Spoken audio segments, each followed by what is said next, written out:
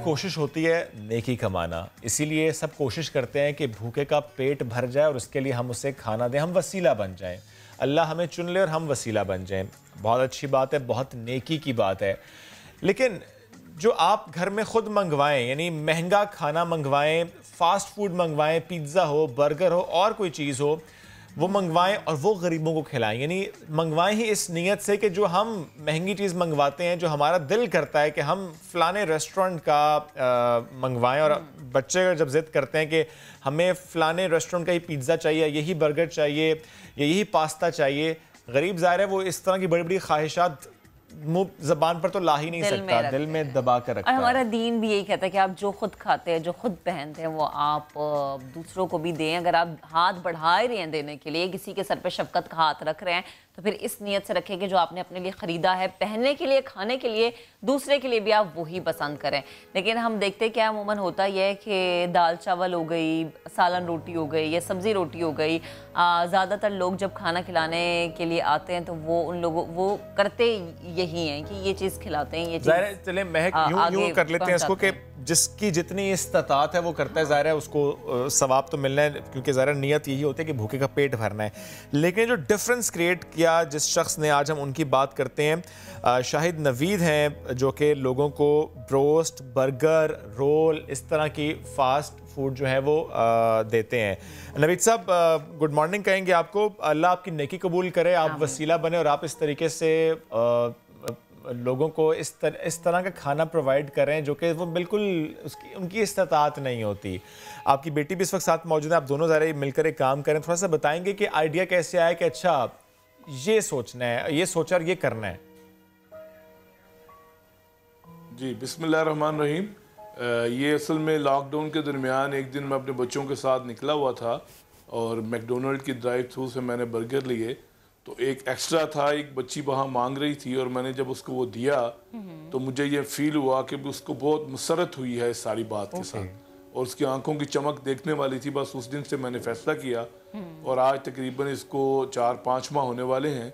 हम रात को तकरीबन 1:30 बजे के करीब जो है वो जितने सिक्योरिटी गार्ड और एजीबान बैठे होते हैं ये डिफरेंट जो मल्टीनेशनल स्टोर्स हैं उनके बाहर, तो उनको हम जो है वो पेश करते हैं और और उनको ये देते हैं। सिर्फ उसके पीछे ये है कि ये सारे लोग वो लोग होते हैं कि जो रोज़ 400-500 रुपये कमाते हैं और इस नीयत से चीज़ों को ज़्यादा इस्तेमाल नहीं करते या खाते नहीं हैं कि उनके बच्चे पेट भर के खाना खा सकें। तो वो जब हम उनको ये देते हैं तो वो ज़ाहिर है इसके अंदर फ़र्क महसूस करते हैं और वो खुश होते हैं, तो उससे हमारे दिल को भी सुकून पहुँचता है। सही।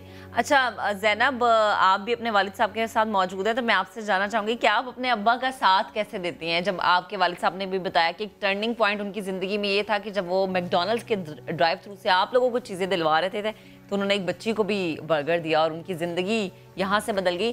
तो आप अपने अब्बा का इस सफ़र में कैसे साथ दे रही हैं? हम अस्सलाम वालेकुम। कोरोना जब बहुत ज़्यादा हो गया था तो फिर हमारे पेरेंट्स ने, मतलब मेरे बाबा ने, मेरे फैमिली मेम्बर्स और भी हैं जिन्होंने ना, मतलब जो लोग बहुत गरीब थे और कोरोना के पेंडेमिक में उनसे कुछ भी नहीं हो सका था, तो मेरे बाबा ने उनकी बहुत हेल्प की थी। तो उनको देखते ही हमने भी अपनी पॉकेट मनी से कुछ पैसे निकाल कर एक दो कपड़े कम लेकर ईद पर लोगों को बहुत सी चीज़ें, मतलब कैंडीज़, चॉकलेट्स ईदी दी थी अपने पैसों से। और इस तरह हमें भी बहुत खुशी महसूस होती है कि हम तो हर साल ईद मनाते हैं, एक साल वो नहीं मनाएंगे, हम उनके साथ मना लेंगे। वो तो कभी नहीं मनाते ना, हम उनके साथ मना लेंगे एक साल, तो उनको भी बहुत खुशी होगी कि लोगों में इंसानियत आज भी मौजूद है। बिल्कुल, बड़ी प्यारी बात आपने की, बड़ी प्यारी सोच है आपकी। मुझे प्लीज़ शाहिद साहब ये भी बताइएगा कि जिस वक्त आप लोग रात को निकलते हैं और इन सिक्योरिटी गार्ड्स को फ़ास्ट फूड देते हैं, उनके चेहरों के तासुरात क्या होते हैं, उनकी ज़बान पर अल्फाज क्या होते हैं? मैं उसमें ये था कि 3-4 दिन पहले जब हमने तकसीम किया था ना, तो मैंने फिर एक गार्ड से पूछा, अच्छा, कि आपको कैसा लगता है कि भी हम आपको ये बर्गर देते हैं? तो उन्होंने कहा कि साहब जी, हमने तो ये नाम सुने हुए थे, कभी खाया नहीं था, और खाते हम इसलिए नहीं थे कि ज़ाहिर है 500-600 की चीज़ आएगी तो हमारे बच्चे क्या खाएंगे और हम क्या खाएंगे। लेकिन आज हमें भी आपके ज़रिए से ये बात पता चल गई कि ये पिज़्ज़ा क्या होता है, ये बर्गर क्या होता है, ये मैकडोनल्ड क्या होता है, ये KFC क्या होता है, तो ये हमारा क्योंकि वो स्ट्रक्चर इस तरह का है कि हम रोज़ाना की बुनियाद के ऊपर जो है वो अपने एक रूट है मखसूस टीम जो है ना वहाँ वो देते हैं। अच्छा, यानी तो अब वो ज़ाहिर है मखसूस उससे हम लोग हैं जिनको आप तासुरात जाकर लेते रहते हैं और रोजाना वो देते हैं इतनी सर? दुआएं देते हैं कि जिसका हिसाब ही नहीं है। मखसूस पॉइंट्स जी। हैं, मखसूस जगह हैं, मखसूस लोग हैं जिनको आप ये रोजाना 3 जगह है लाहौर के अंदर। एक गुलशन राबी का मेन बुलेवार्ड है, एक गुलबर्ग मेन बुलेवार्ड है और एक जौहर टाउन में ये जो एक्सपो सेंटर के साथ वाली पूरी पट्टी अच्छा। है होकर चौक से लेके जो है वो वहाँ कभी ये तो नहीं हुआ क्योंकि जरा आप क्योंकि यहाँ पर डेली जा रहे बल्क हैं, की तादाद में ठीक है, वहाँ पे ज्यादा आपको लगता है कि हम आप यहाँ डेली कर जा पाते रहे हैं हैं। पिछले 5 माह से। जी कभी ऐसा हुआ सर कि क्योंकि डेली आप जा रहे हैं, कभी ऐसा हुआ किसी ने कहा कि सर आज मैंने बर्गर नहीं खाना, आज मुझे पिज्ज़ा खाना है, या कोई और फरमाइश आई हो?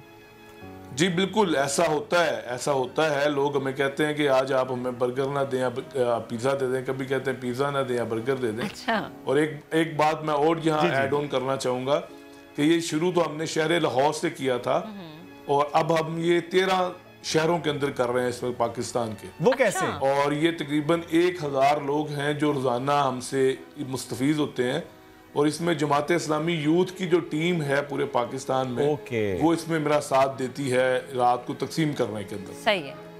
तो शाहिद साहब आप थोड़ी सी अपने बारे में भी बताएं डिटेल कि आप खुद क्या करते हैं, आपके घर में कितने लोग मौजूद हैं, ज़ैनब के अलावा घर के दीगर बच्चे जो हैं वो किस तरह से आपका साथ देते हैं? कभी वो कहते हैं कि बाबा आज बस आप रुक जाएं, आज घर में भी कुछ नहीं है तो पहले हम खा लें फिर हम बाहर जाएंगे? जी मेरी 5 बेटियां हैं माशाल्लाह। और इस वक्त वो यहाँ मेरे साथ मौजूद हैं। अगर आपका कैमरा मैन उनको दिखाना चाहे तो मुझे कोई इतराज़ नहीं है। और मेरी बेगम है और ये सारे बच्चे जो हैं हम हर साल उम्रे पे जाते थे और उम्रे से जो है वो ज़ाहिर है मैंने इनको एक वो आदत डाली हुई थी। तो पिछले साल जब ये कोरोना आ गया तो इन सब ने अपने जो वो पैसे थे वो मुझे दे दिए कि भी आप इसको जो है वो ये रिलीफ के कामों के अंदर शामिल कर लें। तो मेरी पूरी फैमिली, मैं पूरा कोरोना के जो 65 दिन थे बल्कि 2.5 माह जो थे वो मैं स्कूल में रहा था। मैं बेसिकली मेरे स्कूल हैं, मेरे पास फ्रेंचाइज है यूनिक की और दारे अरकम की। तो वो मैं यहाँ रहा था तो मेरे बच्चों ने पूरा मेरे साथ कोऑपरेट किया। मेरी बेगम ने, ज़ाहिर है जब उस वक्त खौफ था कि भाई अगर आप लोगों से ज़्यादा मिलेंगे और फिर घर जाएंगे तो किसी और को कोविड होने का खतरा था। ऐसा हुआ तो नहीं इसलिए सर? मैं ज़्यादा वक्त जो है वो स्कूल के अंदर गुजारा वो कोविड के दरमियान का। ऐसा हुआ तो नहीं सर? तो ये मैं इस तरह पूरे ऐसा हुआ जी, तो नहीं सर आप जो कुछ डर कह था रहे थे। कि कोविड ना हो जाए? क्योंकि हम अक्सर देखते हैं जो फलाही कामों में बहुत आगे आगे होते हैं, बहुत से लोगों को कोविड हुआ शिकार हो भी है। जाते हैं। अच्छा, मेरे घर में सिर्फ एक बच्चे को कोविड हुआ है, बाकी किसी को भी नहीं हुआ। ओके। और वो भी अपनी जो खाला के घर ज़्यादा रहती थी वहाँ मेरे ख्याल है वहाँ उन बच्चों को हुआ और उनको हुआ, उनके साथ उनको भी हुआ। सही सही वरना सही। हमारे नहीं, घर में फलाही से कामों किसी के को दौरान भी ऐसा कोविड नहीं हुआ। दैट शोज के सर आप लोगों ने बड़ी एसओपी का ख्याल नहीं, भी रखा बिल्कुल है। नहीं हुआ। जबरदस्त सर। एक बात और, कभी जी, ऐसा हुआ बिल्कुल, कि हमने लिखा वो ख्याल भी रखा था। जबरदस्त ये ख्याल भी रखा सर, कभी ऐसा भी हुआ कि आप लोग खाना लेकर गए हो उन गार्ड्स के लिए या किसी और गरीब शख्स के लिए और उसने कहा कि खाना नहीं चाहिए अगर पैसे दे दें तो? नहीं, मेरा ख्याल है कि ऐसा हमारे साथ पैसों वाला मामला तो नहीं हुआ बिल्कुल अच्छा। भी। हाँ, ये जरूर हुआ कि किसी दिन किसी गार्ड ने कहा कि आज मैंने खाना खाया हुआ है, ओह, आप ये भी किसी हुआ? और को दे दें। अच्छा। कितनी ये प्यारी जरूर हुआ, बात लेकिन उसने पैसों की डिमांड की। नहीं की किसी ने। क्या बात है, नहीं उसने सोचा कि मेरी भूख तो मिट चुकी है, कोई और जो भूखा है वो भूखा ना सोए, भूखा ना रहे, ये खाना उस तक पहुंच जाए। एक आपकी अच्छी सोच रही, उस शख्स की अच्छी सोच। हाँ। It's और beautiful। इसी तरह एक अच्छा मुआशरा भी तश्कील पाता है ना। ज़ैनब आप कुछ ऐड करना चाहेंगी? ज़ैनब इसी आप तरह लोग जी जी जी बिल्कुल आप शायद सब बात करना है। ज़ैनब आप कुछ ऐड करना चाहेंगी इससे मुताल्लिक? मैसेज देना आपका चाहें? मैसेज, आपका और मिशन अपने बाबा की इतनी अच्छी सोच को देखते हुए। मैं भी अपने बाबा की तरह आगे बढ़ना चाहती हूँ, लोगों की मदद करना चाहती हूँ और उनको सपोर्ट करना चाहती हूँ कि वो लोगों की और मदद करें और इस तरह हमें ही सवाब मिलेगा। लोग तो खुश हो जाएंगे, हमें दुआएं देंगे, हमारी आखिरत भी संवर जाएगी और दुनिया भी संवर जाएगी। क्या बात है, क्या बात है। Thank you very much Zainab. Shahid साहब आपका बेहद शुक्रिया। जी शाहिद साहब आप बात ऐड करना चाह रहा हूँ। जी, please। आपके वजह से कि हम जो है वो इस वक्त ये कोशिश कर रहे हैं कि शहर लाहौर से इसका आगाज़ करेंगे। अच्छा। हम 5 जगहों पर शहर में फ्रीज़र रखने जा रहे हैं और लोगों में ये अवेयरनेस पैदा करेंगे कि भी आप जो खरीदते हैं वो एक एक्स्ट्रा चीज़ खरीद लें और फ्रीज़र के अंदर डाल दें। ठीक है। और दूसरी तरफ फिर हम ये प्रमोट करेंगे कि जिसको चाहिए हो वो वहाँ से ले, उससे गर्म करे और खा ले। और ये हमारा ख्याल है कि इस पूरे काम को हम पूरे पाकिस्तान के अंदर जो है वो लेकर चलेंगे इंशाल्लाह। ज़बरदस्त, इंशाल्लाह। और हम दीवारें मेहरबानी की बात करते हैं जब, तो ये मेहरबानी फ्रीज़र भी एक शाहिद साहब जो चेन लेकर आ रहा है, अल्लाह करे कि लोगों के अंदर इतनी सोच और समझ पैदा हो जाए कि हम जो खा रहे हैं, जो पहन रहे हैं, वही दूसरों को देना है। बेहद शुक्रिया शाहिद साहब, आपकी बेटी हमारे साथ मौजूद थी, ज़ैनब, आप दोनों का शुक्रिया। पॉलिटिशियन की बात करते हैं जो कि बड़ी चार्ज, बड़ी वाइब्रेंट, बड़ी एक्टिव हैं, सियासत तो करती हैं, सियासी बयानबाजियां तो करती हैं, लेकिन इसके साथ साथ जहां पर जाती हैं उनका एक दबंग अंदाज, एक दबंग एंट्री जरूर होती है। अगर उन्हें मिल जाए बॉल और बैट तो लगाती हैं छक्का, और अगर उन्हें मिल जाए बाइक तो फिर वो राइडिंग करती हैं। समझ तो गए मैं किसकी बात करूं? फिरदौस आशिक अवान साहिबा की बात करूं। आखिर इतनी एक्टिव ही रहती कैसे हैं? ये सब खाती क्या है? सेहत का राज क्या है? और किस तरह से हर जगह जाके माहौल बना देते हैं। ये भी हर इंसान में क्वालिटी नहीं होती है, लेकिन फिरदौस आशिक अवान साहिबा जो है उनमें ये कूट कूट के चीज़ भरी हुई है। और जनाब आज इस बहुत सारे राजों से पर्दा उठ जाएगा। और स्पेशली उनके कपड़े, मैं तो बहुत बड़ी फैन हूँ, जो कपड़े डेली पहन के आती हैं या हर रोज नया जोड़ा। और एक शॉल वो कहाँ से खरीदती होंगी? और उनके मेकअप से मुतालिक भी क्यों ना बात की जाए। आज से एक वीडियो हमने देखी थी, कहाँ से करवाते हैं, एक बार मेकअप करवाते, बड़े मजे की बात की थी फिरदौस साहब ने एक बार कि अपनी शादी पर उन्होंने पहली बार मेकअप किया था और लोगों ने कहा था आके उनके कान में कि पैसे लगने शायद चंगी बन गई है। खैर, हमारी नुमाइंदा शाहीन शहजादी ने उनसे बड़े बड़े मजे की बातें की हैं, आपको दिखाते हैं, आपको सुनवाते हैं। कहती हैं कि अवाना दा हथ, तो अवाना दी सेहत दा की राज थोड़ा इस बारे में। दूध, दही, मक्खन, मलाई। मैम ये नाश्ते में डेली का ही है? नहीं नहीं, ये तो अब काम, ये तो वालिद साहब और वालदा जो डंडा नीचे रख के उस वक्त हमें खिलाया करते थे।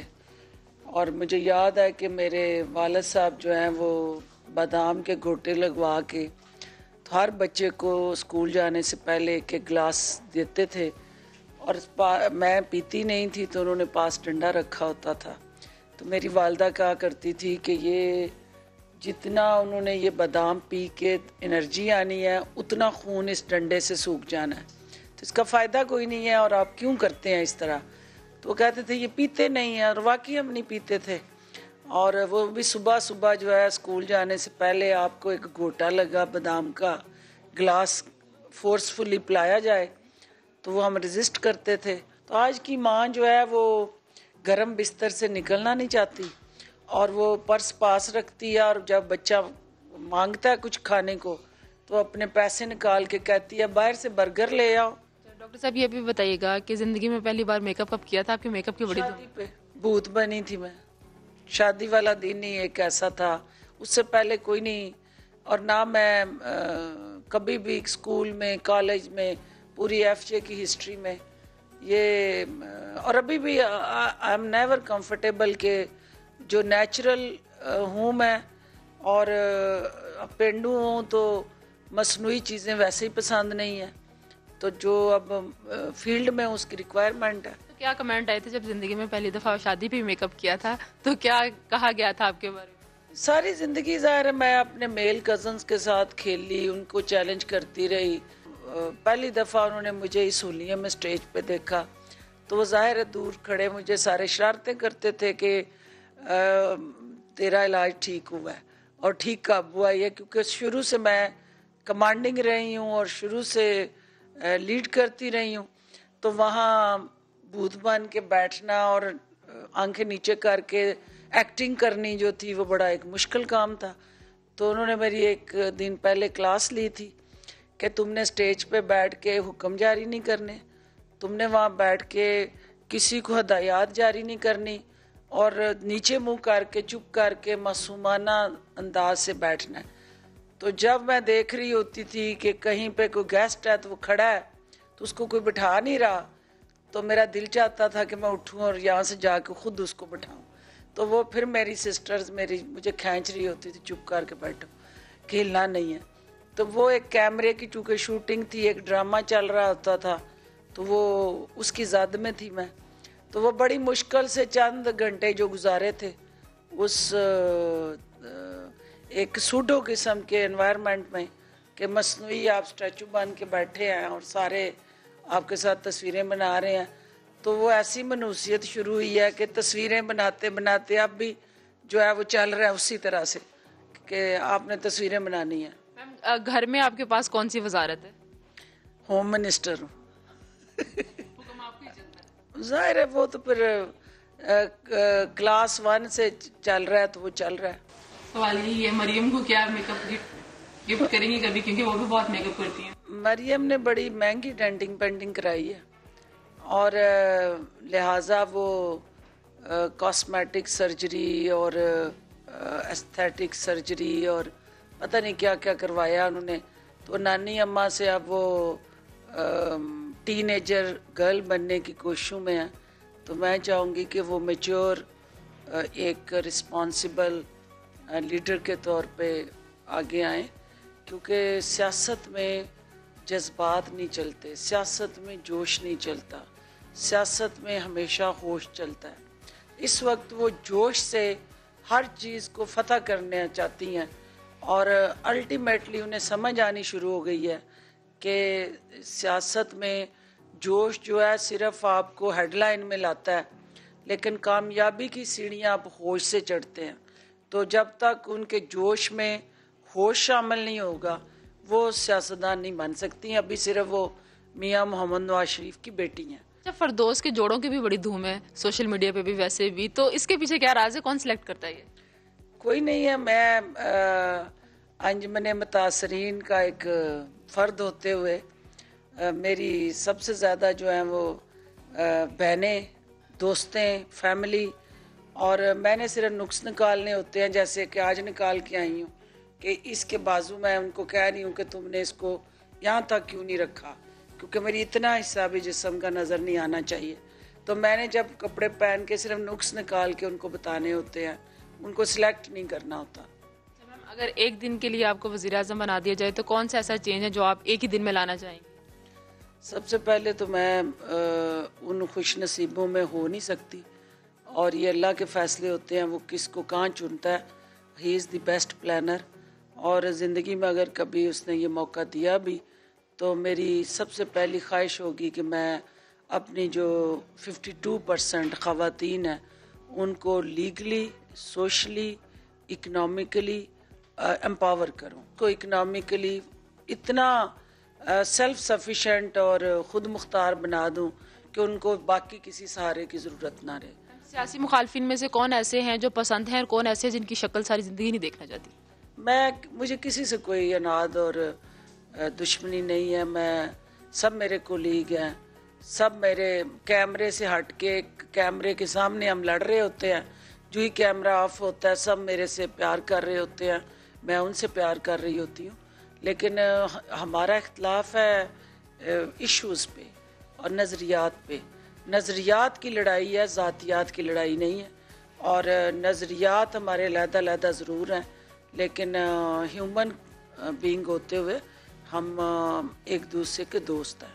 वज़ीर सफाई का बस अगर किसी को ओहदा देना चाहें तो वो किसे देना चाहेंगी? अपोजिशन में से तो उस्मा बुखारी बेहतरीन रहेंगे। और हुकूमत में से? हुकूमत में से सफाई जो है अपोजिशन की हो रही है, तो अभी देखेंगे कि जब हमारी बारी आएगी तो किसकी बारी है।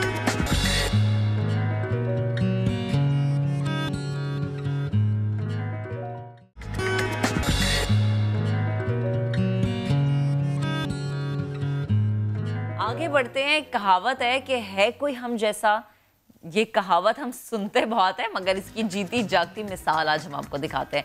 पेशावर का रुख करते हैं, जहाँ पर 3 भाई ऐसे हैं जो बिल्कुल एक जैसे हैं। और मज़े की बात यह है कि दोस्त अहबाब भी इनको नहीं पहचान पाते। देखिए शोएब, आपको स्क्रीन पे लग रहा होगा कि एक शख्स जो है ना उसको 2-3 हिस्सों में तकसीम करके हम दिखा रहे हैं, और तीनों भाई टिकटॉक स्टार भी हैं। अच्छा, क्या बात है। वो लग ही रहा होगा कि कोई ऐसा कैमरा क्या उसे कहते हैं महक के एनिमेशन कुछ ऐसी है कि भाई वो एक शख्स के जो है ना वो अक्स आ रहे हैं दोनों तरफ। पर ऐसा नहीं है, ये 3 अलग-अलग नाम है जी। रफ़ी जान, इस्मत जान और नवीद जान। कितने ज़बरदस्त नाम है। नाम आप चेक करें कि अम्मा अब्बा ने सोच के नाम रखे हैं। तो ये तीनों भाई हमारे साथ मौजूद हैं और एक और भाई भी हैं इनके, वो इनसे मुख्तलिफ हैं, इनके बड़े भाई हैं, वो भी साथ हमारे मौजूद हैं। तो चार भाई हमारे साथ मौजूद हैं, जिसमें 3 ट्रिपलेट्स बिल्कुल एक जैसे हैं। एक बार तो बिल्कुल अलग ही नजर आ रहे हैं ना, ज़रा अलग नजर। 3 जो हैं उन्होंने ड्रेसिंग भी सेम की है। अच्छा, अब मैं सवाल कर लेता हूँ, आप में से कोई भी जवाब दे, मुझे क्या पता किसने जवाब दिया है। अब रफी ने जवाब दिया, असमत ने जवाब दिया, नवीद। अब सेंटर वाले का नाम हमें क्या पता, तो पहले तो नाम बताएं प्लीज, ताकि कंफर्म हो जाए कि कौन सा इसमें रफी जान है, कौन सा नवीद जान है। बाकी 2 का भी बताएं। हमारा नाम शकूर जान। शकूर जान, ये बताएंगे 3 जो भाई आपके बिल्कुल एक जैसे, आपको खुद भी कभी कंफ्यूजन होती है या सिर्फ देखने वालों को होती है? आपको पता है कौन सा वाला कौन है? नहीं, हमको तो पता चले, क्योंकि हमारा तो भाई है, हमारा दिल का टुकड़ा है। दिल का टुकड़ा है, जान है आपकी, क्या बात है। अच्छा, जो आपके साथ खड़े हैं, जरा पहले उनका नाम बता दे कि ये कौन है, ये इनका नाम क्या है? इसका नाम नवीद जान है, इसके साथ की कड़ी है उसका रफी जान है, और इसके साथ की कड़ी है वो असमत जान है।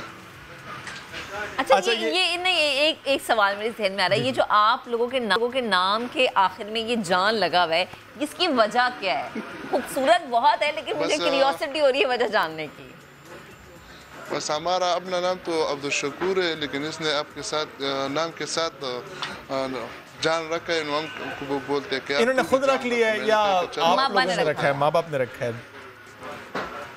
नहीं, इसने खुद, इसका अपना नाम रफीउल्लाह है, लेकिन अपनी खुद के लिए पसंद किया। अच्छा, ठीक है, ये इन्होंने खुद जान ऐड कर दिया है। जान है ज़ाहिर है आपकी। वो ये भी उन्होंने कहना कि कोई पहला नाम ना ले दूसरा ले ले। चले, अब जरा माइक दें जरा नवीद को, हम नवीद से गुफ्तगू करते हैं, क्योंकि नवीद आपके साथ खड़े। Naveed, good morning. ये बताएं कि टिकटॉक पर आप लोग वीडियोस बनाते हैं, वहाँ से ज़ाहिर आप लोग बड़े मशहूर भी हो रहे हैं, उसके अलावा करते क्या है? नॉर्मली आपकी रूटीन क्या है? तीनों कपड़े एक जैसे पहन रहे हैं, टिकटॉक पर इकट्ठे नजर आ रहे हैं, काम भी इकट्ठे कर रहे हैं? जी, तीनों वाले भाई एक चीज़ है माशाल्लाह, बस एक चीज़ कपड़े भी डालूंगा, एक चीज़ सब कुछ मुझे बहुत पसंद, अच्छा लग जाएगा। ऐसा नहीं होता नवीद, उर्दू ही तो नहीं होती, ऐसा नहीं होता कि किसी शॉप पर जाएं और आप कहें मुझे ये वाले कपड़े लेने हैं, दूसरा कहें ये लेने हैं, तीसरा कहे तीसरा लेना है? हाँ, क्यों नहीं।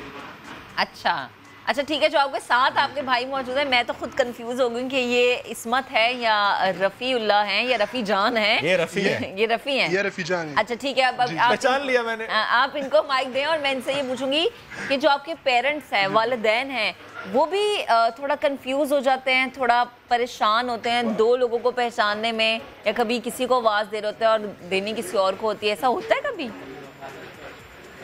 नहीं, माँ बाप की जी ऐसे नहीं होता, वो फिर आम लोग वो हैरान होता है ये कैसे होता है ना, 3 भाई अलग एक जैसा है, इसके लिए माँ बाप तो हम जानते हैं 3 भाई सही से नहीं। जाहिर है वैसे भी आइडेंटिकल ट्विंस हो या ट्रिपलेट्स हो, माँ बाप को, बहन बहन को, इवन जो करीबी दोस्त हैं उनको पता होता है, वो ज़रा आइडिया हो जाता है, वो एकदम देख के नए बंदे को नहीं पता चलता, बट एक ने शरारत की, छुप के और दूसरे का मुंह आगे कर दिया। ये किसी और के साथ तो हौसला से ये पूछते हैं। इस्मत, मुझे आप ये बताएं कि कभी ऐसा हुआ कि जाना किसी एक भाई ने था किसी जगह, लेकिन आपने कहा मैं बिजी हूँ, दूसरे को भेज दो, काम हो जाएगा, ऐसे होता है? क्यों नहीं होते, क्यों मोबाइल चेंज करेंगे मोबाइल मैं उसने ले लिया, उसके बाद दूसरे भाई झगड़ा करेंगे, क्यों मैं देखे वो टेंशन करे, यार कुछ बात नहीं है यार, टेंशन में आ जाता है, खरीदने वाला भी टेंशन में आता है कि भाई झगड़ा किससे हो रहा है। तो यानी आपकी दुकान पर जो लोग आते हैं वो कंफ्यूज होते हैं? जी हाँ। तो फिर आप उनकी कंफ्यूजन कैसे दूर करते हैं? बस दूसरा बंदा बताइए 3 एक चीज़ है ज़का। ठीक है, चलें, अब मैं चाहूंगी मैं वापस आपके बड़े भाई की तरफ जाऊं, जिनकी आप जान है, उनसे पूछ लेते हैं कि तीनों भाई आपके मौजूद हैं। आपने कहा जी कि ये तो हमारे जिगर के टुकड़े हैं, तो इन तीनों में सबसे ज्यादा शरारती कौन है? इसमें तो चालाक ज्यादा ही है। चालाक क्या चालाकी करते हैं ये बताएं? चालाकी तो इस तरह घर में भी करते हैं, बाजार में भी करते हैं, घर में माँ बाप के साथ बैठता हूँ तो फिर बात इस तरह करते हैं कि वो भी हैरान होती है कि यार किस तरह बात की इसने। हाँ, अच्छा, तो ये जो आप कह रहे हैं कि चालाकी इनमें आती है, तो ये जो तीनों हैं ये अम्मा अब्बा को किस बात पे सबसे ज़्यादा तंग करता है? क्योंकि तीन एक जैसे हैं तो आदतें भी कुछ बच्चों की फिर एक ही जैसी होती हैं। हेलो, आवाज़ सही नहीं आ रही जी। अच्छा, वो हम ज़रा शरारतों से मुतालिक भी पूछ रहे हैं कि मुझे ये बताएं कि मैंने उनसे भी पूछा था, असमत से भी, लेकिन आप भी मुझे बताएं कि कभी ऐसा हुआ कि किसी रिश्तेदार के घर भेजना था किसी एक भाई को या किसी और जगह पर एक भाई को भेजना था, आपने सोचा अच्छा वो तो मसरूफ़, ऐसा करता हूँ दूसरे को भेज देता हूँ, ऐसे हुआ? आपने किया ऐसे? हाँ जी हो गया। एक दिन रफ़ी बीमार था। अच्छा। स्कूल की तबीयत ठीक नहीं था, जा नहीं सकता ना स्कूल, तो फिर उसने असमत को भेजवाया कि तू जाओ। वो गया उधर, पर्चा भी दिया, हर चीज़ की, पर्चा भी दे के आ गया? पता नहीं चल गया वो।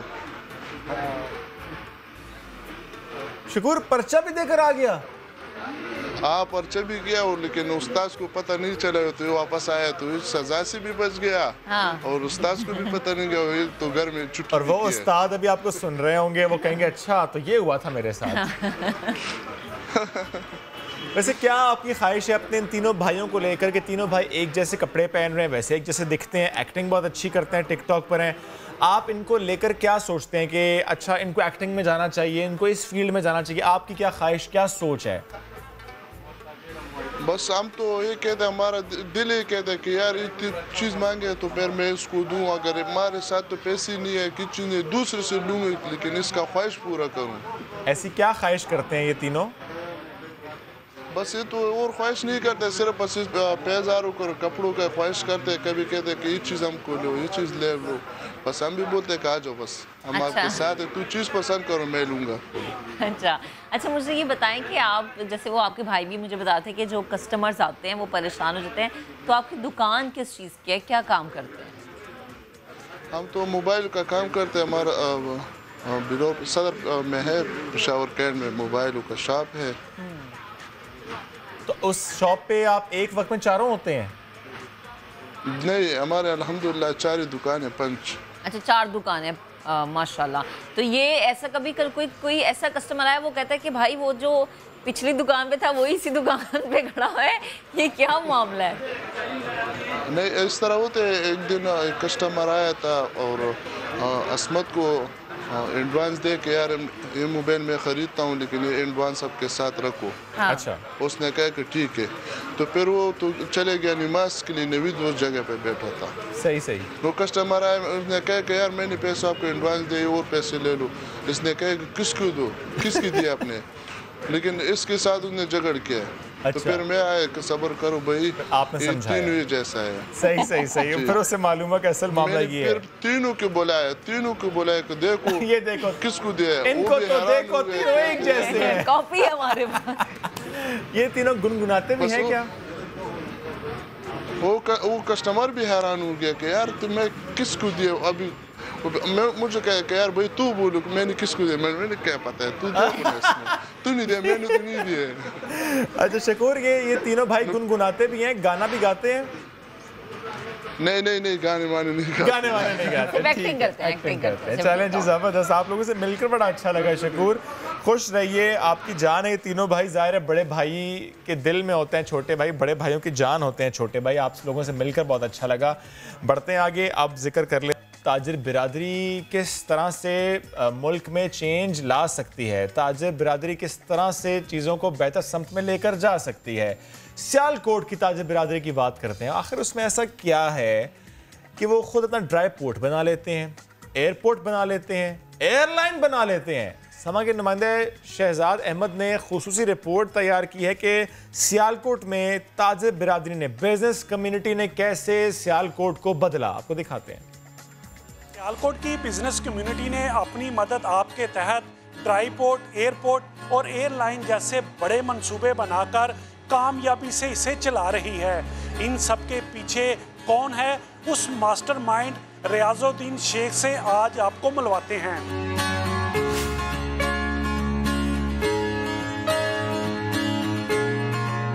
85-86 की बात है। सियालकोट चैम्बर के क़याम के बाद हमने अपने दोस्तों के साथ मिलके सोचा कि हमें सियालकोट की हालत ज़ार जो है इसको ठीक करना चाहिए, उसके लिए हमने सेल्फ इम्पोज टैक्स लगाया। इसमें तमाम सियालकोट के ब्राह्मण कनिंदगान जो हैं वो उसमें बड़ी खंदा पेशानी के साथ शामिल हुए और उसके साथ हमने सियालकोट का इंफ्रास्ट्रक्चर जो है वो चेंज करके रख दिया। और दूसरे अदारे जो हैं इसके दोस्तों के तावन के साथ हमने दूसरे अदारों को भी बड़ा मजबूत किया। अब चलते हैं Sialkot chamber of commerce, airport और एयर सियाल के दफातर में और उनके चेयरमैन से बात करते हैं।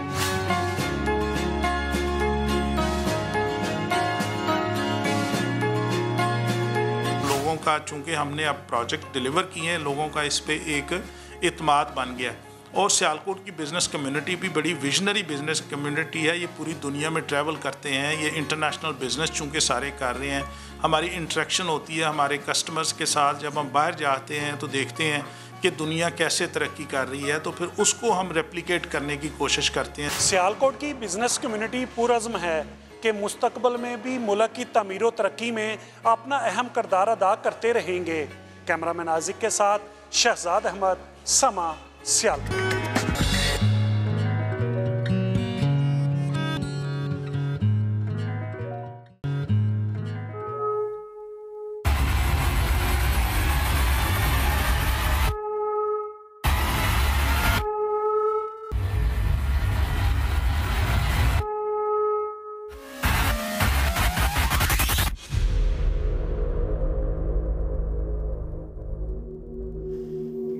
Welcome back. और वापस आने से पहले जो मनाजिर हमने आपको दिखाया, अब आपको अंदाज़ा हो गया होगा हम बात किस चीज़ पे करना चाह रहे हैं। हम सबके जहनों में बहुत से सवाल आते हैं कि कोई चीज़ गिर गई, कोई आवाज़ आ गई, तो यहाँ पर क्या है? क्या भूतों का बसेरा है या फिर कुछ और है? फैसलाबाद लिए चलते हैं जिसका इलाका है रज़ाबाद। यहाँ पर रहने वाले कारी इसहाक के घर कुछ अजीबो गरीब से वाक़यात रूनुमा होते हैं। यूसुफ चीमा ने रिपोर्ट तैयार की है, पहले आपको वो रिपोर्ट दिखाते हैं, फिर इस पर गुफ्तगू करेंगे। हमारा पैनल हमारे साथ मौजूद होगा।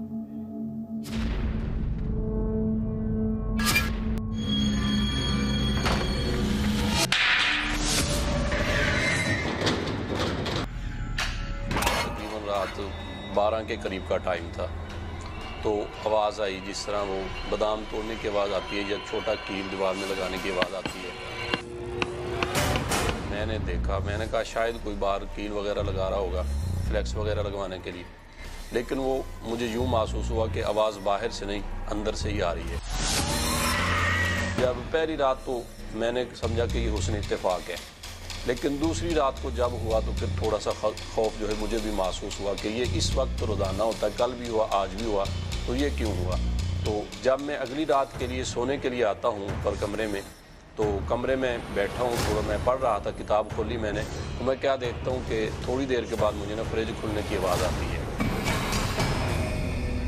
घर में तो कोई है नहीं, मैं अकेला हूँ, तो फ्रिज कौन खोल रहा है। तो मैंने दरवाज़ा खोल के देखा तो क्या है, फ्रिज चल रही है और दरवाजे खुले हुए हैं और सारा सामान जो हुसैन के अंदर बिखरा पड़ा।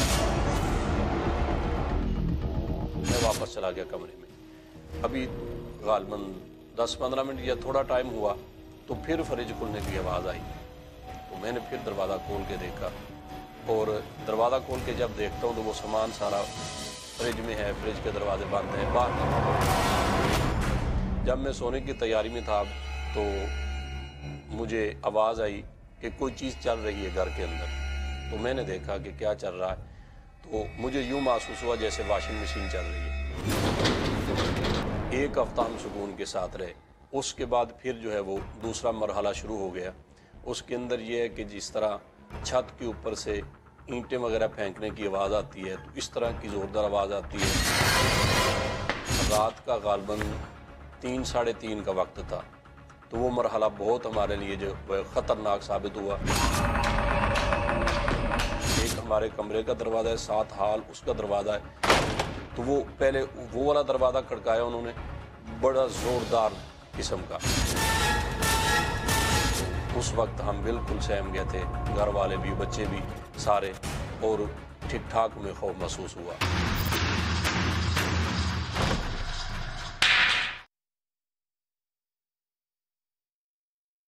हम यानी इंसानों को अशरफ मखलूक़ात का दर्जा दिया गया है। हमें अल्लाह ताला ने ज़हन दिया है, सोचने समझने की सलाहियत दी है, तहकीक करने के लिए हमें हर चीज़ पर फोकियत दी है। नमाज, रोज़ा, ज़कात और सदका, ये सब कुछ हम करने की कोशिश करते हैं, मगर फिर भी हमारे ज़हन किसी न किसी तौर पर भटक जाते हैं।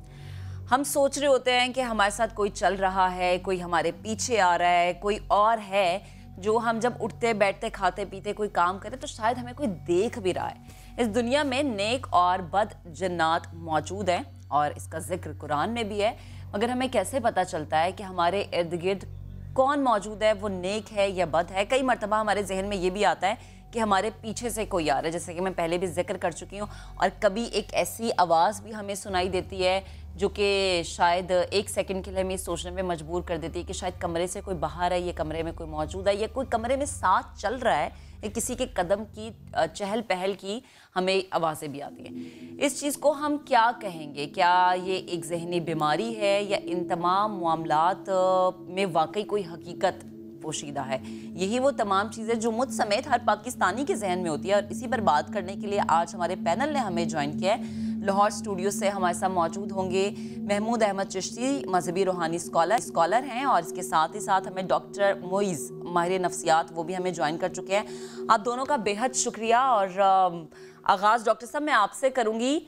सहर अंगेज़ी, आपके जहन में जो ख्यालात आते हैं, ये क्या आपके साथ कोई चल रहा है, कोई मौजूद है, या कहीं से कोई आवाज़ आ जाना, ऐसा क्यों होता है? लोगों को जो चीज़ें नज़र आती हैं या जो आवाज़ें सुनाई देती हैं, अगर मैं ये कहूँ कि ये एक बीमारी है तो इस बीमारी को क्या कहते हैं? अस्सलाम वालेकुम, और महमूद साहब का भी कुछ सलाम, आप सबको सलाम। देखिए जी, दो चीजें समझना बड़ा जरूरी है। जहाँ हक है वहाँ शर भी है, जहाँ अच्छाई है वहाँ बुराई है, जहाँ रोशनी है वहाँ अंधेरा है। तो इस चीज से इनकार नहीं किया जा सकता कि ये कुव्वतें, जो शर की कुव्वतें, बदी की कुव्वतें हैं, ये मौजूद नहीं, ये मौजूद है। मगर अक्सर ये होता नहीं है। आमतौर पर जो केसेस हम भी देखते हैं उसमें 99% जो है ना जिन्नात होते हैं, ना असरात होते हैं, ना बंदिश होती है, नहीं होता। 1% हो सकता है। 99% केसेस की बात कर रहे हैं आप? हाँ, 99% केसेस में नहीं होता। अच्छा। इसको कहते हैं बेसिकली हेलुसिनेशन की बीमारी जो होती है, उसके कहते हैं स्किज़ोफ्रेनिया। मैं आपको एक मिसाल दूं। आप सहरा में जा रहे हैं, गर्मी शदीद है, और आपको रोड के ऊपर पानी नजर आता है। पानी क्यों नजर आता है आपको, जबकि पानी नहीं है? ये रिफ्लेक्शन है रोशनी का सड़क के ऊपर। इसी तरह इंसान जब किसी तकलीफ में होता है, किसी मुश्किल में होता है, तो उस वक्त उसका जो निजाम है बचाने का, उसको जिंदगी का, वो इतना एक्टिव हो जाता है कि उस वक्त इंसान को बहुत सारी चीजें याद आती है, बहुत सारी चीजें मुस्तकबिल में देखता है। इसी तरह जब इंसान को शदीद चोट लगती है या बहुत शदीद तकलीफ होती है तो वो बेहोश हो जाता है। ये निजाम जिस्म का है इंसान को बचाने के लिए, यानी पानी मिल जाएगा तो जान बच जाएगी, तो उसको फिर हेलुसिनेट करता है पानी को के सामने नखलिस्तान है। हाँ। तो ये अपनी जगह बीमारी भी है, लेकिन अक्सर होता ही है कि हम इन दोनों के अंदर फर्क को महसूस नहीं करते। अच्छा। तो वो लोग जो बीमार हैं वो इलाज कराते रहते हैं और वो ठीक नहीं हो पाते क्योंकि उनको असरात है ही नहीं, और जो असरात वाले वो माहिर नफ्सियात के पास चले जाते हैं। असरात अपनी जगह रहते हैं, बीमारी जो है वो ठीक नहीं होती। तो दोनों को समझना बड़ा जरूरी है, मगर उससे पहले ये जरूर समझ ले कि ये चीजें मौजूद हैं। कुरान ने भी कहा है, बिल्कुल, और अल्लाह ने इंसान को शऊर दिया है कि जब कायनात में कुछ भी नहीं था, जब कायनात भी नहीं थी, जब कुछ भी नहीं था, तो उस वक्त मैटर भी नहीं था, एंटी मैटर भी नहीं था। जैसे अल्लाह ने तख्लीक की कायनात तो मादा बना, मैटर जैसे ही बना एंटी मैटर खुद ब खुद बना। तो याद रहे कि जब रोशनी को रोका जाता है तो अंधेरा पैदा होता है। तो ये जितनी भी दुनिया के अंदर लोग दुनिया से जब गुजरते हैं तो उसमें जो लोग तकलीफ से मरे, बड़े तशद्दुद से मरे, लोग ट्रॉमा से मरे, बम से हलाक हुए, तो उनके अंदर एक चीज होती है, उसे कहते हैं जिस्म मिसाली। हमारी जबान में उसको एस्ट्रल बॉडी कहते हैं। वो रह जाती है दुनिया में। हाँ। वो रह जाती है। अक्सर कहते हैं ना कब्रिस्तान में भूत नजर आया, बेसिकली भूत नहीं होता। हाँ। वो शख्स की एस्ट्रल बॉडी होती है, जो वो तो चला जाते हैं, रूह की एस्ट्रल बॉडी रह जाती है, ये नजर आती है, यही घरों में आती है, और इसी को हम आसे भूत पलीत कहते हैं। और उसके अलावा अपने तौर पर दुनिया में खैर मैजिक भी है, वो भी है, उसके अपने असरात है। तो सारी चीजें हक है, सच है। जी। अच्छा डॉक्टर साहब, जैसे कि आप कह रहे हैं कि फिर इंसान कंफ्यूज हो जाता है कि अच्छा वो जहनी बीमार है या वाकई उसके साथ ऐसा है, तो इस कंफ्यूजन को कैसे दूर कर सकते हैं? और ये जो चीज़ें जहन में पैदा होती हैं, ये कैसे पैदा होती हैं, कैसे आती हैं आपके जहन में? ये कंफ्यूजन की वजह है तालीम का इल्म ना होना, शऊर का इल्म ना होना, जहालत का होना। इस वजह से इंसान जो है वो इलाज की बजाय इस दूसरी तरफ जाता है, जहाँ मुख्तलिफ जो पीर वगैरह होते हैं, उनके सारे पीर गलत नहीं होते। बहुत सारे पीर जो है वो बड़े मुस्तनद होते हैं, आमिल मुस्तनद होते हैं, मगर इनमें से फ्रॉड भी बहुत सारे होते हैं। जुनैद बंगाली वगैरह आप पोस्टर देखते होंगे रोडों के ऊपर इस किस्म के। तो अब इसमें करना क्या होगा? इसमें करना ही होगा, ये बात बड़े पते की बता रहा हूँ, अगर आपको असरात भी है और आप किसी मौलाना के पास जाते हैं और वो आपको वज़ाइफ देते हैं, दम करते हैं, काट करते हैं, तभी भी आपके आसाब मुतासिर हो जाते हैं। जब कभी कोई चीज आप पर असर करेगी वो आपकी नर्वस सिस्टम को मुतासिर करेगी। तो यहाँ आपने इलाज कराया, उसके बाद आप किसी मुस्तनिद डॉक्टर के पास जाकर अपने नर्वस सिस्टम का इलाज जरूर कराइए, क्योंकि अगर आपके ऊपर से झाड़पान हो गई, आप ठीक हो गए, बज़ाहिर असरात चले गए, जिन उतर गया, मगर जो असर वो छोड़ जाता है आपके जिस्म पर और आपके आसाब पर, वो सारी जिंदगी रहता है। तो दोनों चीजों को आपने देखना बड़ा जरूरी होगा। जहां आप जाते हैं डॉक्टर के पास और आपको फर्क नहीं पड़ा, फौरन किसी मौलाना से रजू करें, किसी आमिल से रजू करें, वो इलाज भी करें। और ऐसा होता है डॉक्टर साहब, अक्सर ऐसा होता है कि बच्चे को बुखार है, माँ बड़ा इलाज करा रही है, बुखार नहीं टूटता, लेकिन जैसे ही वजीफे के जरिए या रूहानी इलाज के जरिए बच्चे पे दुरूद किया जाता है तो वो बुखार ख़त्म हो जाता है। चिश्ती साहब, आपकी जानिब आना चाहूँगी। सबसे पहले तो मैं आपसे ये जानना चाहूँगी कि ये जो असरात होते हैं, जैसे डॉक्टर साहब तो अपने तरीके से बता चुके, आपके ख्याल में इनकी निशानदही एक आम इंसान कैसे कर सकता है?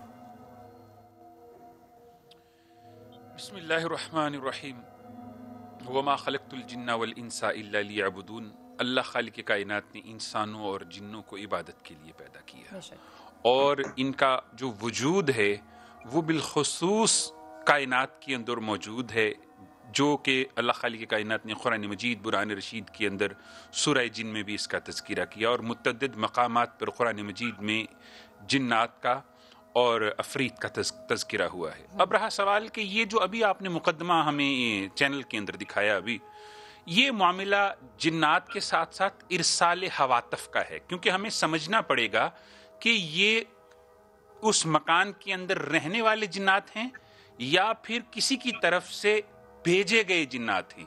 इसमें तफरीक होती है। वीरान मकानों के अंदर बजाते खुद जिन्नात व आसेब मौजूद होता है, और आसेब की बात इस तरह से हम इसको ले सकते हैं कि अल्लाह के नबी ने इन पर पाबंदी लगाई है कि ये इंसानों की बस्तियों के अंदर रह नहीं सकते, लेकिन जो शरीर जिन्नात होते हैं, जैसा कि फरमाया गया, हुआ अबुल जिन, इनका बाप जिन शैतान है, जिन्नात का बाप, तो शैतानत और शर इनकी फितरत के अंदर मौजूद है। इंसानों की बस्तियों के अंदर ये रहते नहीं हैं, लेकिन जो मकानात इनको खाली मिलते हैं, अरसा दराज से बंद इमारतें होती हैं, उनके अंदर ये बसेरा कर लेते हैं। जब वहाँ पर इंसान आते हैं तो फिर ये उनको अपने होने का एहसास दिलाते हैं। कभी उनके जो है हवास के अंदर दाखिल हो जाते हैं, कभी उन्हें आवाज़ बनकर सुनाई देते हैं, कभी दिखाई देते हैं, और बाज़ औक़ात कभी कभी तो ऐसे जो है वो हरकत व सकनात करके एहसास दिलाते हैं अपनी मौजूदगी का। यही वजह है कि जहाँ जिस मकाम पर जिन्नात होते हैं वहाँ पर वो ऐसी शरारतें, ऐसी हरकत व सकनात करते हैं कि रहने वाले मकीनों को एहसास हो जाए कि यहाँ पर जिन्नात मौजूद है। अच्छा चिश्ती साहब, एक चीज़ ज़रा वाज़ेह कीजिएगा, अगर कोई शख्स जैसे कि घर में अकेला रह रहा है या अपनी फैमिली के साथ है, उसको ये महसूस होता है कि वो जब चल रहा है तो उसके साथ कोई चल रहा है, उसके पीछे अगर वो खड़ा हुआ कोई काम कर रहा है तो पीछे मौजूद है कोई, अगर वो कुछ खा रहा है या कुछ भी कर रहा है तो कोई उसे देख रहा है, वो सो रहा है तो उसे लगता है कि उसकी दूसरी साइड पे भी कोई मौजूद है। ये जो महसूस करना है, ये क्या है? ये देखिए, ये जो एहसास जो है ना, ये दिलाया जाता है। अब यहाँ पे एक बड़ा खूबसूरत सवाल पैदा होता है कि अल्लाह के नबी ने इरशाद फरमाया कि ये चीज़ें, शयातीन और जिन्नात, तुम इनको देख नहीं सकते मगर ये तुमको देख सकते हैं। जब हम इनको देख नहीं सकते तो ये किसी ना किसी तरह से इंसान के महसूसात तक पहुँचते हैं, जिसे हम कहते हैं हमारे हवास खमसा। हवास खमसा में से किसी एक हवास के ज़रिए ये हमें अपने होने का एहसास दिलाते हैं। कुछ लोग ऐसे होते हैं जिनको बसारत के ज़रिए से, कभी कोई हिला नजर आ गया, कोई साया महसूस हो गया। कुछ लोगों को आवाजों की सूरत में ये नजर आते हैं, महसूस होते हैं, तो ये महसूसात की दुनिया तक पहुंचते हैं। अब इनसे बचने के तरीके भी अल्लाह के नबी ने इरशाद फरमाया कि मौज़ात को इख्तियार किया जाए, या फिर एक दुआ अल्लाह के नबी ने बड़ी खूबसूरत बताई है कि औज़ु बिकलिमातिल्लाहि ताम्माति मिन कुल्लि शैतानिन व हाम्मा व मिन कुल्लि ऐनिन लाम्मा। फरमाया कि ए अल्लाह मैं तेरी पनाह चाहता हूँ तमाम शयातीन से। शयातीन में खैर वाले भी हैं, शर वाले भी हैं, अपने वजूद के होने का एहसास दिलाने वाले भी हैं, और कभी कभी ऐसे भी होते हैं जो अशकाल तब्दील कर लेते हैं। जैसा कि अल्लाह के नबी ने इरशाद फरमाया कि अल कल्बुल अस्वदु अश-शैतान, काला कुत्ता शैतान की एक किस्म होता है। और अहादीस और रिवायत में ऐसे वाक़यात भी मिले हैं कि कभी कभी शयातीन या जिन्नात जो हैं वो सांप का रूप इख्तियार कर लेते हैं, किसी जानवर के रूप में, या किसी बिल्ली के, या बड़े बूढ़े ये भी कहते हैं कि छिपकली के रूप में भी मौजूद होते हैं। इजाजत देनी होगी, डॉक्टर साहब मुझे एयरपोर्ट जाना है जी, तो पूछ लीजिए। जी मैं इसी चीज पे आपका कमेंट चाह रही थी, जो मैंने सवाल चिश्ती साहब से किया था, प्लीज जरा इस पे कमेंट कीजिएगा। देखिए, जब स्किज़ोफ्रेनिया होता है तो 5 किस्म की हेलुसिनेशन होते हैं। आपको चीजें दिखाई देती है जिनका कोई वजूद नहीं है, आवाज आती है कान में जिसका कोई वजूद नहीं है, आपको लगता है कोई मुझे छू रहा है, कोई मेरे पास बैठा है। तो ये बीमारी में भी ये 5 चीजें होती है। आपको ऐसी खुशबू आएगी जिसका वजूद नहीं है, और ऐसा जायका आएगा जिसका वजूद नहीं है। तो दोनों चीजें हो सकती है, असरात भी हो सकते हैं, बीमारी भी हो सकती है। इतने करीब है दोनों, इनके दरमियान इतनी बारीक लकीर है कि बड़ा मुश्किल है कि आप फर्क कर सके। अनटिल कुछ वक्त गुजरे, दोनों इलाज कराए, तब पता चलेगा। एक आखिरी बात बताते चलूं मैं आपको, ये एक बहुत बड़ा बिजनेस दुनिया में हो चुका है। सिर्फ पाकिस्तान की बात नहीं कर रहा, पूरी दुनिया में ये असरा जिन्नात एक बिजनेस बन चुका है। इसके वजूद से इनकार नहीं है, बिल्कुल नहीं है। वैसे तो मुसलमान बिल्कुल यकीन है। अलबत्ता मैंने आपसे कहा ना 99% होता नहीं है, मगर ये इतना बड़ा बिजनेस है कि जब कोई शख्स किसी आमिल के पास जाता है, उस आमिल की कमाई होगी उसी वक्त जब वो उसे कहेगा कि तुम्हारे पर असरात है, तुम्हारे पे बंदिश है, उसके ऊपर जिन है, ये जिन तुम्हारे घर में रहता है। तो बराए करम कम से कम इतना करें, बाशऊर हो जाए, कम से कम इतना समझ लें कि अगर ऐसा कोई है भी चीज तो मुस्तनद आमिल के पास जाएं, मुस्तनद मौलाना के पास जाए जो इलाज जानता है और जो फी सबीलिल्लाह करता है, वो इलाज आप कराए। इस तरह की अपनी दौलत जाया ना करे। और इसीलिए तो फिर डॉक्टर मोइज इंसान को अल्लाह ने अशरफुल मखलूकात का दर्जा दिए, सोच दिए, समझ दिए कि आप खुद सोचें, खुद समझें, खुद तहकीक करें। भी आप हमारे साथ मौजूद थे।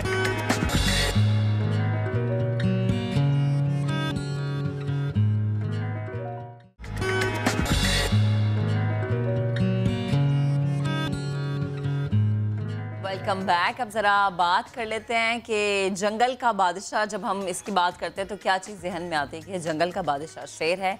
लेकिन फिर एक सवाल ये आता है कि अच्छा, जंगल का बादशाह अगर शेर है तो परिंदों का बादशाह कौन है? शाहीन होता है। और पाकिस्तान में इस बादशाह की 8 इकसाम पाई जाती है। जी हाँ, पाकिस्तान में 8 इकसाम पाई जाती है। इसलिए हम कहते हैं कि हमारे शाहीन मैदान में है, हवा में परवास करें। और शाहीनों से मुतालिक बड़ी शायरी भी देखी गई है, अल्लामा इकबाल ने बहुत कुछ लिखा भी है। तो जब शाहीनों की बात होती है तो 8 इकसाम, इंसान के अंदर क्यूरियोसिटी पैदा हो जाती है कि अच्छा 8 इकसाम का एक परिंदा क्या क्या खसूसियात होंगी, क्या क्या कर सकता है, कितनी बुलंदी पे परवास कर सकता है। और जब किसी को मोटिवेट करना होता है तो हम शाहीन की ही मिसाल देते हैं। शयान सलीम ने एक रिपोर्ट तैयार की है, वो आपको हम दिखाते हैं। बाज पालने का शौक अरब ममालिक में तो बहुत मकबूल है, मगर पाकिस्तान में भी ये शौक पाया जाता है। गो के ऐसे लोगों की तादाद कम है। बाज की तरबियत कैसे की जाती है और क्या वजह है कि ये परिंदा स्मगलरों के लिए इंतहाई अहमियत रखता है, इसकी स्मगलिंग कैसे होती है, ये सब इस रिपोर्ट में जानते हैं।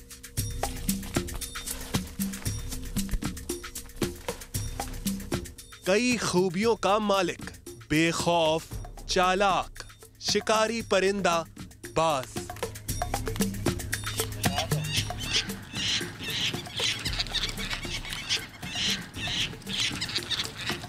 खैबर पख्तूनख्वा से ताल्लुक रखने वाले कामरान खान यूसुफ जई को बाज परवरी का शौक अपने दादा से मिला है।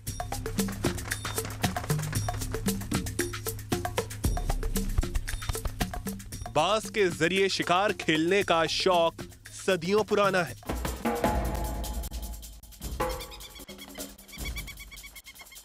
मैं जितना भी टेंशन में हूँ, जितने भी मुझे प्रॉब्लम्स हों, मगर जब मेरे हाथ पे मेरा हॉक होता है, मेरा बाज मेरे हाथ पे होता है, तो उस वक्त मेरी सोच कुछ और होती है। मेरा फोकस सारा इस बर्ड पे होता है।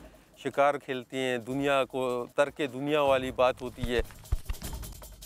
बाज रखना जो है वो घंटे दो का काम है नहीं, इसके लिए आपने पूरी ज़िंदगी देनी है। ये 24 आवर्स का काम है। आपके पास बाज होता है, 24 घंटे आपके हाथ पे होते हैं। आप ये आपके पास आपके कमरे में सोता है, आप इसके साथ घूमते हो, जिधर भी जाते हो ये आपके हाथ पे ही होता है। तो घर वाले तो हमें पागल ही समझते हैं कि यार बस ये पागल है, दोस्त यार भी समझते हैं कि पागल है, मगर ये कि ये हमारा शौक़ है।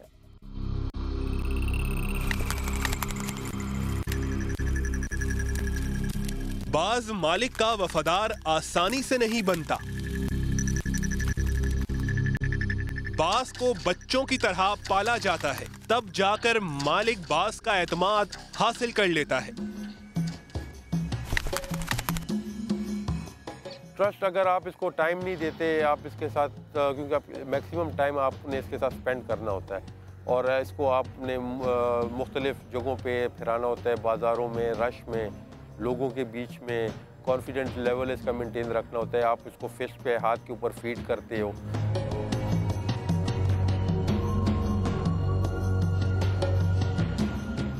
इसको गोश्त हाथ के ऊपर देते हो, तो इस तरीके से इसका कॉन्फिडेंस लेवल बनता है और ट्रस्ट ये डेवलप करता है अपने फाल्कनर के साथ।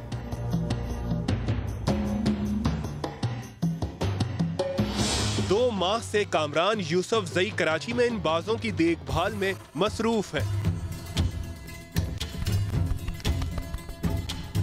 3 माह कबल कस्टम की तारीख में पहली बार 70 से जायद बाजों की स्मगलिंग को नाकाम बनाया गया था। इन बाजों को संभालना कस्टम के लिए मुश्किल था, इसलिए कस्टम ने कामरान की खिदमात हासिल की।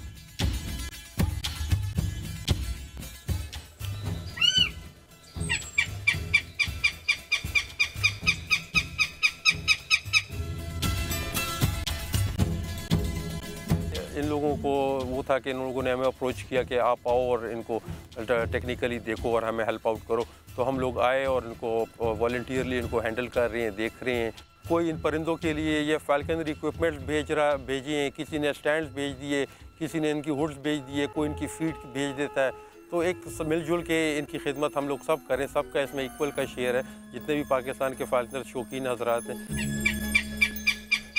जब ये यहाँ पर आए थे, जो स्मगलरों से इन लोगों को रिकवर किए थे, तो इनकी बहुत बुरी कंडीशन थी। मतलब ये फेदर्स इनके टेप हुए थे, प्राइमरीज इनके टेप हुए थे, टेल टेप हुई थी।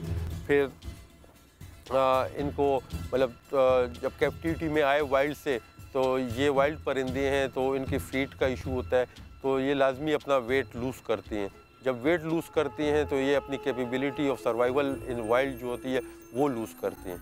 कामरान के मुताबिक हर साल पाकिस्तान में 2 से 2.5 हजार बाज पकड़े जाते हैं।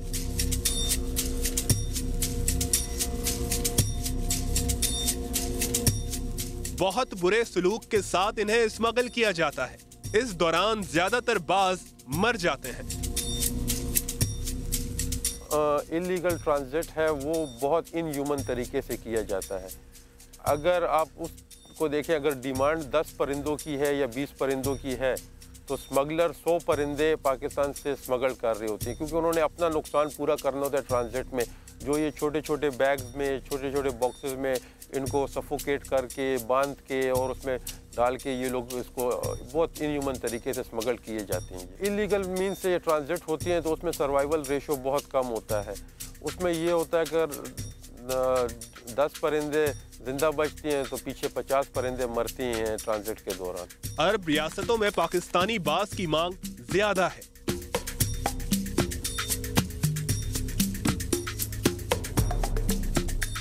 इसलिए स्मगल होकर बाज वहीं जाते हैं। इन बाजों की कीमत लाखों में होती है, लेकिन गैर कानूनी तिजारत से इन बाजों की नस्ल कशी हो रही है। ये इसकी कीमत होगी इस टाइम मतलब 3 से 4 मिलियन तक इसकी प्राइस होगी। अगर इनकी मजमूई कॉस्ट देखी जाए तो अगर इनको मिनिमम कॉस्ट में भी हम लोग डालें तो 40-50 करोड़ से ऊपर ही जाएगी। कामरान का कहना है कि पाकिस्तान में 1500 से 1800 अफराद बास परवरी का शौक रखते हैं। पाबंदी के बावजूद इस नायाब परिंदे की स्मगलिंग नहीं रुक पा रही। फिर इसका हल क्या है? जितना मर्जी बैन कर ले, बैन तो आपने कई सालों से किया हुआ है मगर उसका कोई असर हुआ नहीं, अभी भी हो रहा है। मगर वो क्या हुआ कि वो जो नेटवर्क है वो छुप के अभी भी उसी तरह काम कर रहा है अपना, और उससे ज़्यादा फ़ायदा आप स्मगलर्स उठा रही हैं। जो पैसा भी जा रहा है स्मगलरों के प्रॉफिट में जा रहा है, उनको आप और ही उनको स्मगलर्स इन पावर हो रही हैं। तो अगर आप इसको लिमिटेड कोटा से आप लीगलाइज करते हैं, एक लीगल विंडो खोलती हैं, तो जब कम्युनिटीज़ का अपना इंटरेस्ट होगा और उनको लीगल प्रैक्टिस करने को मिलेगी तो डेफिनेटली इसको सेफगार्ड करेंगे। पाकिस्तान में 8 इकसाम के फैल्कन्स पाए जाते हैं, जिनमें 4 सर्द ममालिक से यहाँ आते हैं। ए इंसान, ऊंची उड़ान उड़नी है तो मेहनत कर, बेजुबान ही सही मगर कोई समझना चाहे तो इन फैल्कन्स की जानिब से यही पैगाम है स्मगलरों के लिए, जिन्हें तवील फ्लाइंग के काबिल बनाने के बाद कुदरती माहौल में छोड़ दिया जाएगा। कैमरामैन सनाउल्लाह के साथ शायान सलीम, समा, कराची।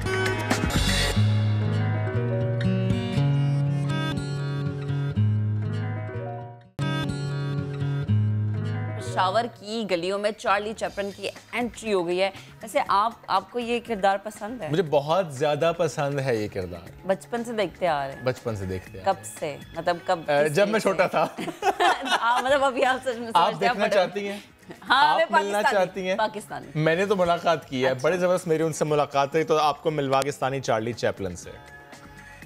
एक मुश्किल काम है और वो मुश्किल काम ये होता है किसी के चेहरे पर मुस्कुराहट लेकर आना, और उसके चेहरे पर मुस्कुराहट लाना जो किसी टेंशन में हो, जो परेशान हो, ज़हनी उलझन का शिकार हो, किसी ऐसे माहौल में हो, स्ट्रेस्ड हो, डिप्रेस्ड हो, लेकिन जो चेहरे पर मुस्कुराहटें बिखेरता है वो नाम भी बनाता है। जैसे कि एक नाम किसने बनाया, इस म्यूजिक से आप समझ गए होंगे। बात मैं कर रहा हूं चार्ली चैपलिन की, जिसने मुस्कुराहटें बांटी, बिखेरी चेहरों पर। आज आपकी क्यों ना मुलाकात कराई जाए चार्ली चैपलिन से। जी हाँ, पाकिस्तान में हमारे पास है चार्ली चैपलिन, हमारा अपना चार्ली चैपलिन। लेकिन इंट्रोड्यूस तो मैंने करा दिया, गया किधर, गायब हो गया। अभी तो था इधर ही। चार्ली चार्ली चार्ली ओके, जरा मुखड़ा तो दिखाओ, सामने तो आओ। चार्ली आ चुका है सामने। Usman Khan from Peshawar. Charlie good morning. Good morning. कैसे हैं आप? बिल्कुल शुक्रिया अल्लाह की। क्या जबरदस्त एंट्री, अल्हम्दुलिल्लाह बिल्कुल ठीक ठाक। चार्ली मुझे ये बताएं, आपने ये क्यों सोचा कि आपने एज चार्ली चैपलिन एक्ट करना है और लोगों को हंसने पर मजबूर करना है, इस तरह मुस्कुराहटें बांटनी है आपने? बिल्कुल, ये ऐसा है कि मैं कोरोना का हालात मैंने देखा, बहुत सख्त हालात था, लोग डबल माइंड हो चुके थे। तकरीबन 6 माह से मैंने ये फिर शुरू किया। आप किसी बस पे चले जाते हैं, आप मेट्रो पे चले जाते हैं, आप किसी स्कूल कॉलेज का रुख करते हैं, मार्केट का रुख करते हैं, क्या करते हैं? जी हम तो मोटरसाइकिल पे जाते हैं। हमारे पास गाड़ी तो नहीं, मोटरसाइकिल पर जाते हैं। तो कभी एक जगह कभी दूसरी जगह, जो अच्छी अच्छी जगह होती है, खूबसूरत जगह होते हैं जहाँ का लोग भी बहुत प्यारा होते हैं, वहाँ पर जब हम वीडियोस बनाते तो कुछ ऐसे लोग होते हैं जो वो हमें कहते हैं कि भाई आप यहाँ से जाएं। तो हम फिर किसी और पार्क की तरफ आते, जब वहाँ वीडियो बनाते तो वहाँ भी हुकूमत के अपने वो सिक्योरिटी रखे होते, वो भी हमें बाहर निकाल लेते। तो ज़्यादा से ज़्यादा वीडियो जो है वो मैं फुटपाथ पे बना देता हूँ, कुछ खेतों पे बना देता हूँ बस। और हमारे पास ऐसा कोई सहूलत नहीं है। हम हुकूमत से ये सपोर्ट करेंगे कि वो हमें सपोर्ट करे। अच्छा, यानी चार्ली ऐसा बहुत बार हुआ कि आप कहीं पर गए और आपको हम वीडियो बनाने नहीं दी गई? चार्ली से इतना डरते हैं ये? बिल्कुल बनाने देते, पता नहीं ऐसा क्या बात है। अगर ये मेरे साथ सपोर्ट है, जैसे हम आवाम का मेरे साथ सपोर्ट है ना, आवाम मुझसे बहुत ज्यादा खुश है। चार्ली ऐसा कितनी बार हुआ आप कहीं गए हो और आपकी बॉडी सर्च की गई हो, आपको रोका गया हो कि नहीं भाई नहीं जाना आगे, नहीं जाना अंदर? बिल्कुल कई बार हो चुके हैं ऐसे मेरे साथ। ओके, अच्छा ये मूछें असली हैं चार्ली? ये मुझे तो फिलहाल सपोर्ट मिलेंगे तो इंशाल्लाह मुझे ओरिजिनल रखेंगे। अगर मैं अपने ओरिजिनल मूछे रखूँ ना तो फिर मुझसे घर में लोग डरते हैं। ज़्यादा से ज़्यादा मेरा वाइफ जो मेरे साथ बैठी है तो जब लाइट बंद हो जाती है, अगर उसने मुझे मुच्छों में देखा तो वो एकदम छलांग लगाई, वो कोई जीन निकला या क्या बात है। ये वैसे जब पहली बार आपने ये गेटअप किया चार्ली चैपलिन का, तो क्या हुआ? ज़ाहिर आपने वो घर में किया होगा, तो वाइफ ने देखकर क्या कहा, या किसी ने जब पहली बार घर के फर्द ने देखा वो डरा, ये कौन आ गया, कोई अनजान शख्स आ गया?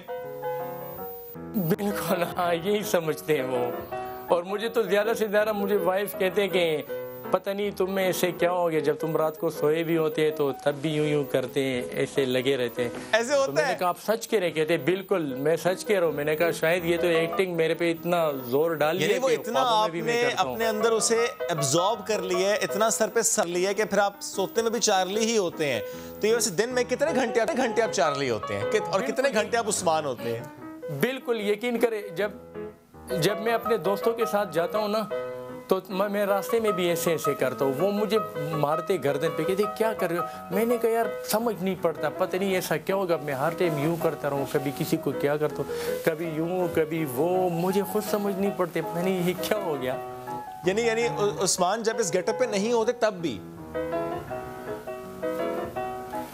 नहीं, जब मैं गेटअप में नहीं हूँ तो तब भी मैं ये करता हूँ, ये इशारे वगैरह ये मैं हर किसी को करता हूँ। पता नहीं अब ये मेरा फील्ड हो गया, अब लोगों को मुस्कुराना, लोगों का दिल जीतना, अब ये मेरा फील्ड हो गया। अब मैंने कदम उठाए तो इंशाल्लाह मैं ये करता रहूँगा। अच्छा चार्ली, क्योंकि आप इस वक्त उस गेटअप में, इसलिए मैं आपको उस्मान के बजाय चार्ली ही कह रहा हूँ बार बार, क्योंकि मुझे देखकर ऐसा ही महसूस हो रहा है कि मैं चार्ली से ही तो बात कर रहा हूँ। चार्ली मेरे सामने बैठा है, चार्ली वाली एक्टिंग हो रही है इस वक्त।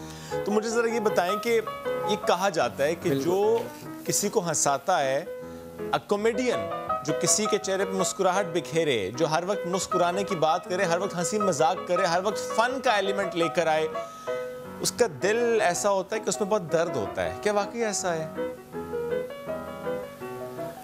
ये आपको मैं ये बात बताऊंगा, जब मैं घर से निकलता हूँ तो मैं अपने गमों का दरवाज़ा बंद कर देता हूँ, तो मैं लोगों के लिए खुशियों का कदम बढ़ाता हूँ।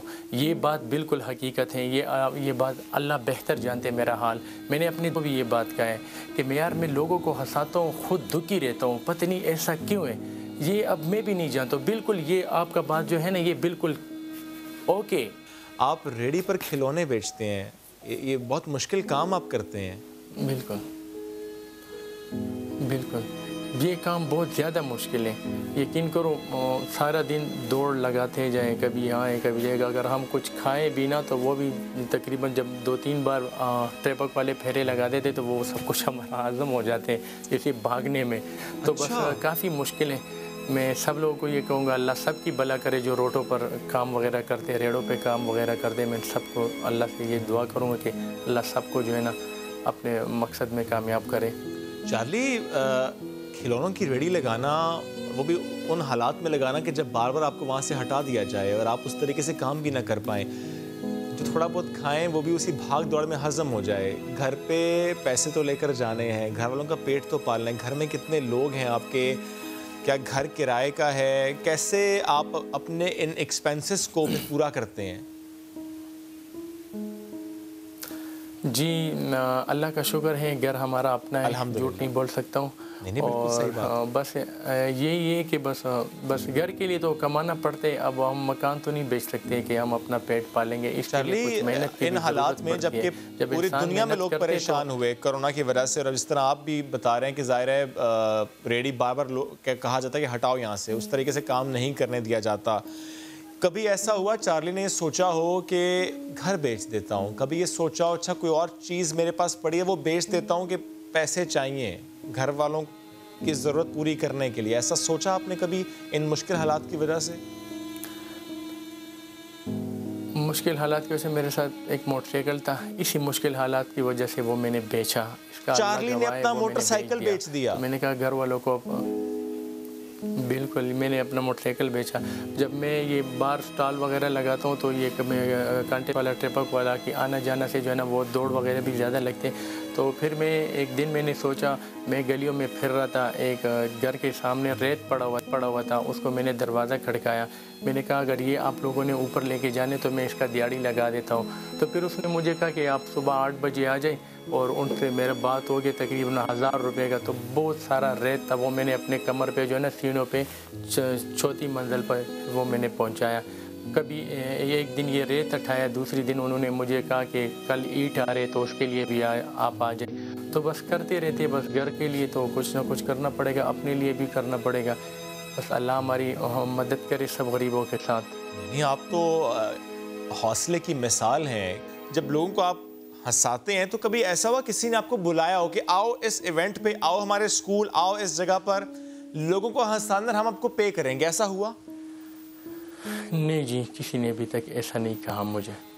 इतना टैलेंट है आपके अंदर, आप कर सकते हैं काम और ऐसा कभी नहीं हुआ। तो मुझे थोड़ा सा बताएं चार्ली कि फॉर एग्जांपल अगर मैं आपसे यूँ सवाल कर लूँ कि पाकिस्तान में बड़े बड़े इवेंट्स होते हैं और एक तो बड़ा इवेंट होने भी वाला है, PSL का इवेंट होने वाला है, ऐसे में कि आपकी ख्वाहिश नहीं है कि पाकिस्तान क्रिकेट बोर्ड आपको बुलाए और आपको कहे कि आपने ऑडियंस को महसूस करना है उन चौके छक्कों के अलावा, या PCB आपसे ये कहे कि आपने आने ओपनिंग सेरेमनी में, जाहिर है PCB आपको कांटेक्ट करेगा, ये आपके लिए एजाज़ की बात तो होगी, लेकिन क्या ऐसा हो जाए, ये ख्वाहिश है आपकी? जी मेरी तो ये बहुत ख्वाहिश है, अगर PCB मुझे सपोर्ट करे तो मैं हर मैच में मैं जाऊं। जैसे वो चाचा क्रिकेट जाया करते थे, कभी एक मुल्क कभी दूसरे मुल्क, कभी जो पाकिस्तान में मैच वगैरह होते, तो मैं चाहता हूं कि मैं भी हूं पाकिस्तानी और पाकिस्तानी के लिए मैं ग्राउंड में खड़ा रहूंगा, चीखे लगाऊंगा, कुछ मेरी वजह से गाएंगे, कुछ मैच देखने के लिए आएंगे। तो मैं चाहता हूँ कि PCB मुझे सपोर्ट करे तो मुझे बहुत ज़्यादा खुशी होगी, उस दिन मुझे नींद भी नहीं आएगा। नया दिन का ये सेट आपको कैसा लग रहा है? नया दिन पर आकर कैसा लग रहा है? बिल्कुल, ये इसमें वो मैं आया हूँ तो बहुत अच्छा लग रहा है मुझे। पहले भी ऐसी ज़िंदगी और अब भी मेरी ज़िंदगी में थोड़ा सा चेंजिंग आ गया। पहले मुझे लोग उस्मान नाम से पुकारते थे और अपने गलियों में पुकारते थे, और अब जो है मुझे पूरा पाकिस्तान चार्ली नाम से पुकारते हैं। क्या बात है चार्ली। जो आपको सुन रहे हैं और स्पेशली मैं बात करूँगा हुकूमत की, आप उन्हें कुछ कहना चाहेंगे?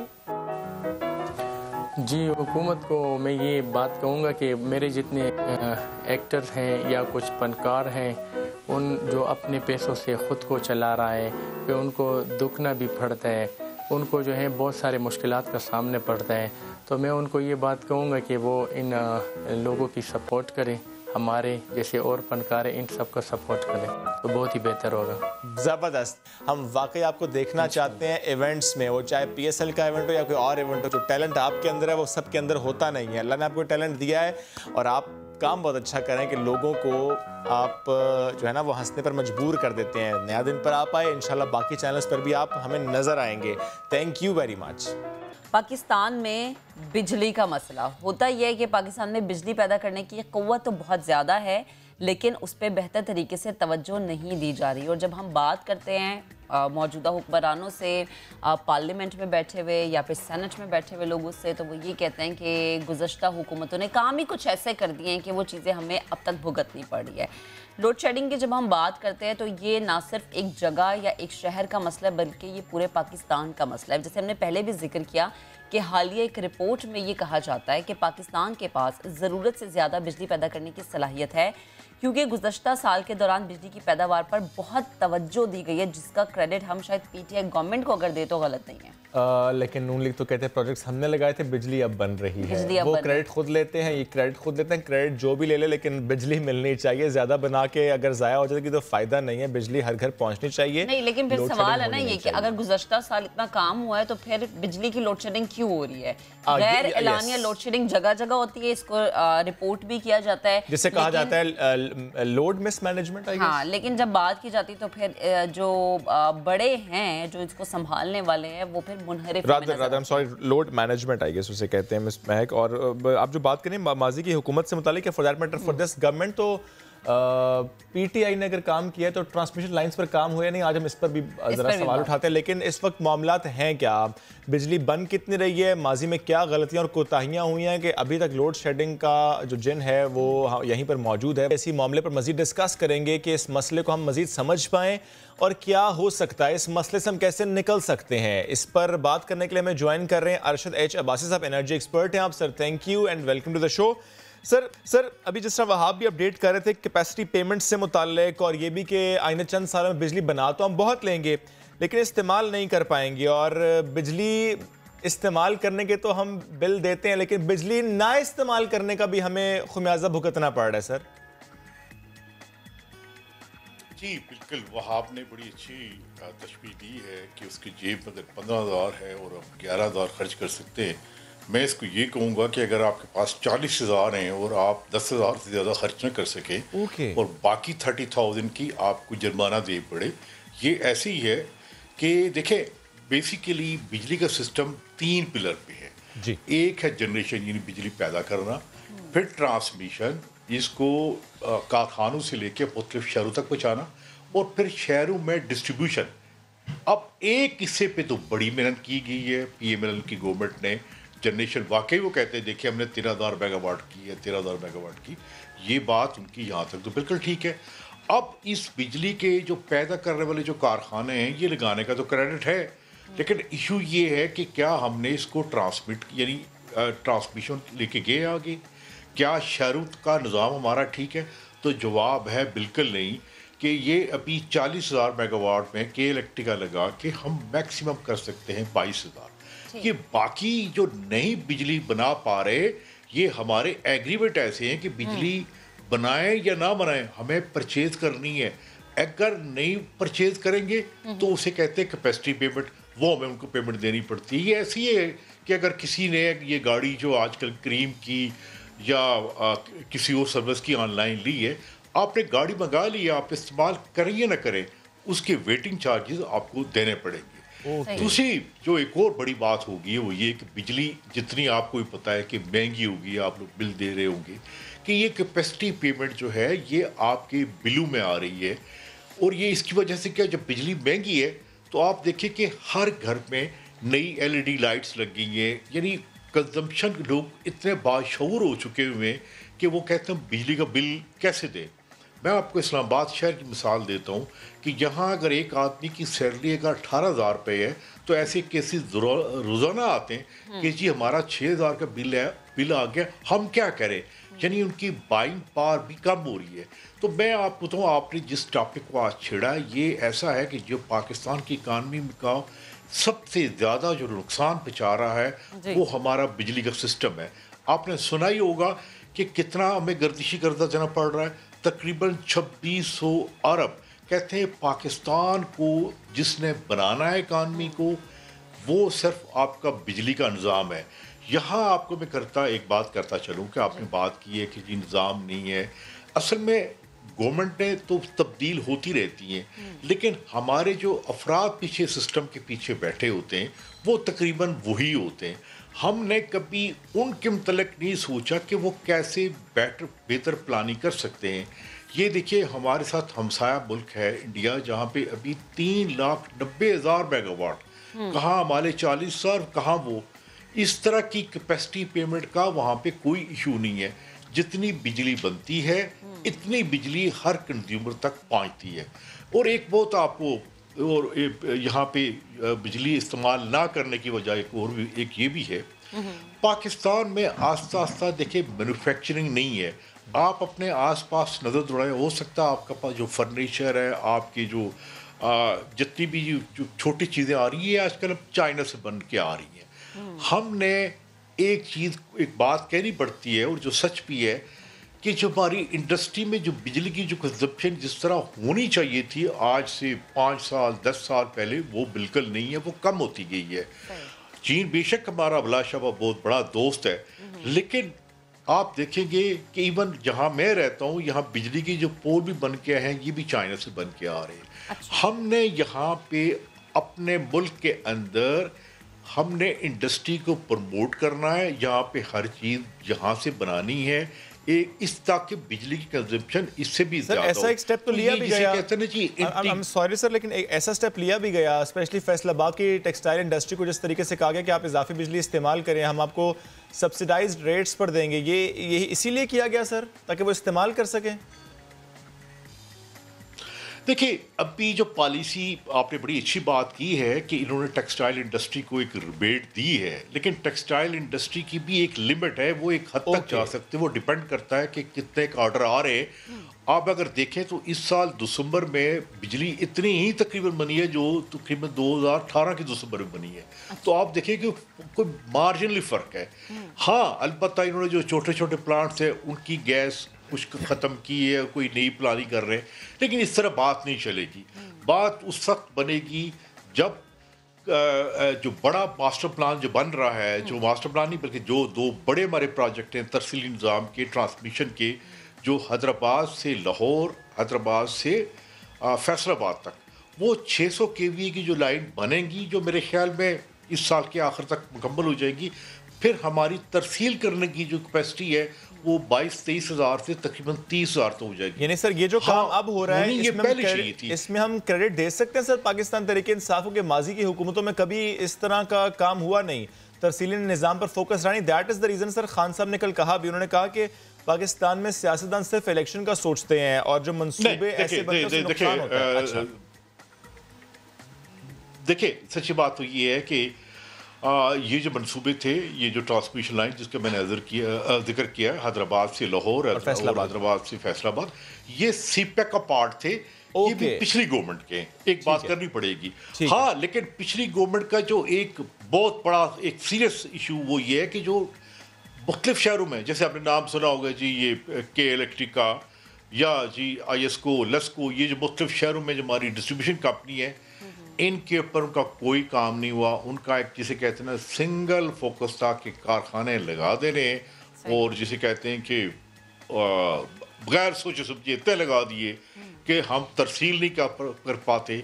और जब तरसील नहीं कर पाते तो आप बार बार सुनते हैं एक बात कि ये सर्कुलर डेट क्या है, ये 26 अरब हो गया, ये पाकिस्तान की इकानमी को मेक अ ब्रेक। बल्कि मैं आपको एक छोटी सी अर्ज कर दूँ, दुनिया में एक नई एक चीज़ जो है वो सामने आई है 20 साल से, उसे कहते हैं एनर्जी सिक्योरिटी, और ये नेशनल सिक्योरिटी का सबसेट होती है, क्योंकि एनर्जी सिक्योरिटी इकानमी को मेक अ ब्रेक करती है।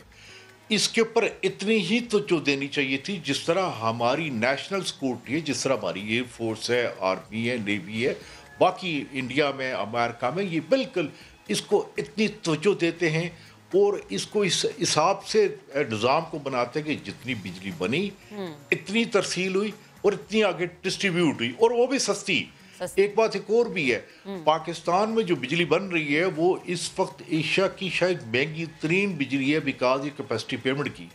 ये हमारे लिए एक बहुत बड़ा चैलेंज है, और ये चैलेंज इतना बड़ा PTI की गवर्नमेंट के लिए। बिल्कुल अरशद साहब, मैं आपसे ये पूछना चाह रही थी, बिल्कुल जो हमें आए दिन पता चलता है कि इतने फीसद फ़ी यूनिट महंगा हो गया है, फ़ी यूनिट बढ़ा दिया गया है, तो बिजली की कीमत में जो इतना इजाफा हो रहा है, बिजली तकसीमकार कंपनियां क्यों तरसीली निज़ाम पर तवज्जो नहीं देती? क्या इस पर इन्वेस्टमेंट नहीं होती है? इसका बड़ा रीज़न ये है, या फिर जैसे आपने कहा कि प्लानिंग अच्छी नहीं है, इसका एक रीज़न ये है? देखिए, एक जो बिजली, पहली आपकी बात का जवाब दे दूँ कि बिजली महंगी क्यों है। देखिए, अगर आप बाहर से LNG ला के उससे कारखाने चलाएंगे अपनी बिजली की, अब आपको बड़े अफसोस की बात है, इवन इस वक्त जो कोल है, यानी कोयले से बिजली जो पैदा कर रहे हैं, जो हमारे कराची में और साहिवाल में, इसके लिए कोयला हम साउथ अफ्रीका से लेके आते हैं। यानी हमारा जो फ्यूल, तकरीबन 60% हमारी जो बिजली है वो फॉसिल फ्यूल, चाहे वो कोयला है, चाहे वो तेल है, या चाहे वो गैस है। तो गैस तो हमारी बड़ी लिमिटेड होती जा रही, कम से कम डोमेस्टिक कम से कम होती जा रही है। ये जो आप आए दिन बातें सुनते रहते हैं, ये जी LNG का स्कैम हो गया, अभी ये हो गया, वो हो गया, होना ये चाहिए था कि वो मुल्क जिसे कहते हैं हाइड्रो पावर बास्केट, पाकिस्तान में जितना हाइड्रो पावर का पोटेंशियल है शायद हमारे इस पूरे रीजन में इंडिया को छोड़ के शायद किसी को कम हो, हमने उधर तवज्जो नहीं दी। दूसरी बात है, दुनिया भर में जो कीमतें कम हुई हैं वो सोलर की और विंड पावर की। हमने जो वो मायदे किए हैं PML की गवर्नमेंट में, यकीन कीजिए कि वो परचेज करने के जो मायदे हैं वो बिजली इंतहाई महंगी। हो सकता है कि मुझे बड़ा करीबी उन कीमतों का तकाबला करना पड़ा और देखा कि पूरे रीजन में इतनी बिजली महंगी नहीं है जितनी हमने वो मायदे किए। ये मेरे ख्याल में PML की गवर्नमेंट के ऊपर एक वो सवाल है जो कोई नहीं पूछता। इसका मतलब है अरशद साहब के जो बार बार पाकिस्तान तहरीक इंसाफ की हुकूमत ये एलिगेशन लगाती है PMLN पर कि इन्होंने ऐसे मुआहदे किए कि हमें भुगतना पड़ा है, तो दे आर राइट। जी बिल्कुल, देखें ये एक हिसाब है, मैथमेटिक्स है, जैसे 2 + 2 4 होता है, इसमें कोई डिबेट होनी नहीं चाहिए। PMLN की गवर्नमेंट ने जितने मायदे किए हैं, चाहे वो सोलर के हैं, चाहे वो विंड के हैं, मैं आपको एक छोटी सी मिसाल दूं, हमने सीपैक में 2 रखे हुए हाइड्रो पावर जी। आप यकीन करें कि इस हाइड्रो पावर की इतनी कीमत ज़्यादा है, यानी कंपैरेटिवली जितनी एथोपिया में तकरीबन आप कह सकते हैं कि 1/3 कम है। और एक और बात तो कि चाइना ही वहाँ पे लगा रहा है, चाइना ही यहाँ लगा रहा है। तो इसका मतलब ये कि हमारा जो दोस्त मुल्क था, हम उसके साथ बैठ के दोस्ती तो हमारी बड़ी अच्छी थी, लेकिन जब मायदों की बात आती तो मेरे ख्याल में हम मायदे करते वक्त ये भूल गए कि ये पाकिस्तान हमारा है, हमने यहाँ पे सस्ती बिजली लानी थी। ये इसके ऊपर कभी डिबेट हमारे टीवी पे नहीं हुई कि आपने जो सीपैक के एग्रीमेंट किए बताएं किस तरह के किए हैं। आपने एग्रीमेंट पूरी दुनिया में चाइना मशहूर है एक चीज़ पे कि वो सस्ती बिजली बना के देते हैं। सर इसका मतलब तो ये भी हुआ, हमने शायद दुनिया में मिसाल पैदा की। इसका मतलब तो सर ये हुआ कि जिस वक्त पाकिस्तान तहरीक-ए-इंसाफ अपोजिशन में थी और वो कहती थी कि सीपैक के जो मामलात हैं वो सामने लाएं, जो मुआहदे किए जा रहे हैं वो सबको बताएं, वो दुरुस्त कहते थे उस वक्त भी। देखिए बात ये है कि उस वक्त ये खामोश करा देते कि भाई नहीं हमारे चाइना के साथ ताल्लुकात होते हैं तो हम इसके ऊपर बात ना करें। लेकिन मेरे ख्याल में मुझे पूरा ये जितने भी जो सीपैक के प्रोजेक्ट है इसको रिव्यू करने का मौका मिला है और वर्ल्ड बैंक के लिए। और सच बात तो कहते हैं ना, सच बात है तो सच बात है रुसवाई की कि हमने चाइना के साथ मायदे बिजली के जितने किए, इसकी कीमत चाहे विंड है चाहे सोलर है, इवन ट्रांसमिशन लाइन है, ये भी हमें बड़ी महंगी पड़ेगी।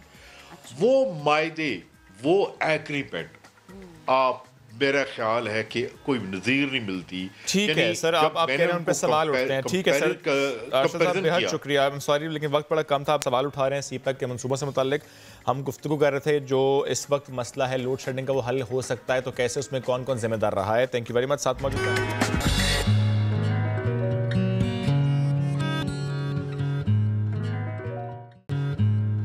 Welcome back. अब आपको बताएं कि अक्सर ये सुना जाता है, ये कहा जाता है कि रात के वक्त कब्रिस्तानों में जन्नात और चुड़ैलों का बसेरा होता है और बहुत सारे ऐसे वाक़यात भी लोगों के साथ पेश आते हैं, फिर सुनाए भी जाते हैं और कुछ खुद भी एक्सपीरियंस किए जाते हैं। क्या वाकई हकीकत में ऐसा होता है या सिर्फ ये बातें हैं? ये एक सवाल है और इसके जवाब की तलाश में अब्दुल अहद ने एक रिपोर्ट तैयार की, आपको दिखाते हैं।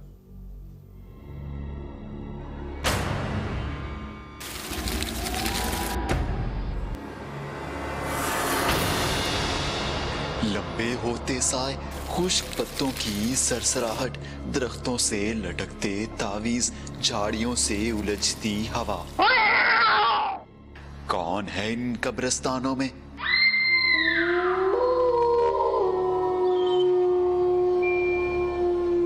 ये कोई बदरूहें या जिन्नात नहीं, बल्कि जीते जागते इंसान हैं। ये कोई अलग मखलूक नहीं, हम में से ही मुआशरे और जिंदगी के सताए हुए जो इस कदर तन्हा हो गए कि जिंदा लोगों में जीना मुनासिब ही ना समझा और अपना ठिकाना यहाँ बना लिया जहाँ कोई किसी को कुछ नहीं कहता, सब खामोश रहते हैं। मुझे यहाँ रहते हुए कब्रिस्तान में 35 साल हो गए। लोग मुझे देखकर डर जाते हैं, पता नहीं मैं एक जिन हूँ।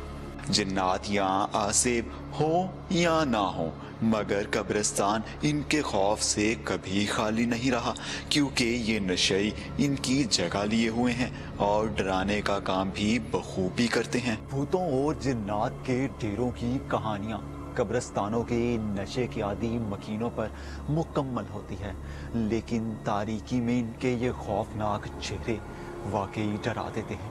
कैमरामैन रिजवान साबरी के साथ अब्दुल अहद, सामा, फैसलाबाद। आगे बढ़ेंगे, बागों के शहर लाहौर की बात करते हैं। जब लाहौर में दाखिल हों तो वहाँ पर बहुत सी ऐसे कहना चाहिए कि जगह हैं जहाँ पर आप जाते हैं तो आप खो से जाते हैं। कई मुजस्मे हैं जो आपका इस्तकबाल करते हैं, कहीं घड़ियाँ आपको वक्त की रफ्तार से आगाह करती हैं, सकाफ़त की अकास, बैल गाड़ियाँ और परिंदों के खूबसूरत मॉडल्स लोगों को शहर में जकड़ लेते हैं। आयशा अता ने रिपोर्ट तैयार की, आपको दिखाते हैं। लाहौर एक खूबसूरत शहर है जिसके चौकों और चौराहों पर आर्ट के बने नमूने और मुजस्मे देखने वालों को हैरत और सरूर की एक मिली जुली कैफियत में मुब्तला कर देते हैं। आइए आज आपको इन्हीं चौकों और चौराहों की सैर करवाते हैं।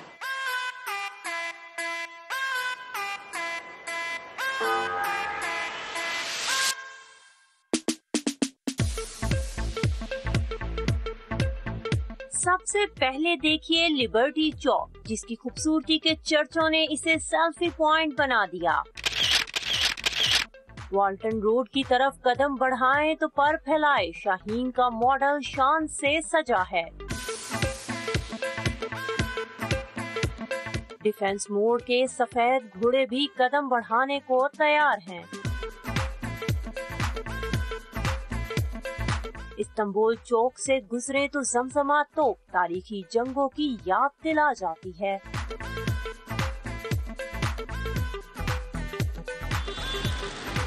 कबूतरों का मस्कन परदेसी परिंदों को ही नहीं, दूसरे शहरों से आए सयाहों को भी मुतवज्जो करता है।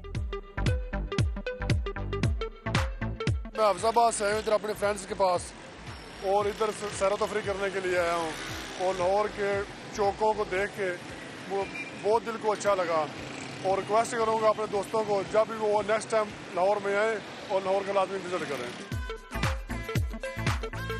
गैर मुल्की प्रोफेसर एल्फर्ड वार्नर की याद में माल रोड पर नस्ब किया गया मुजस्मा और पंख फैलाए मोर शहर का हुस्न तो बढ़ाते ही हैं, बल्कि बनाने वाले की मुहारत का भी सबूत देते हैं।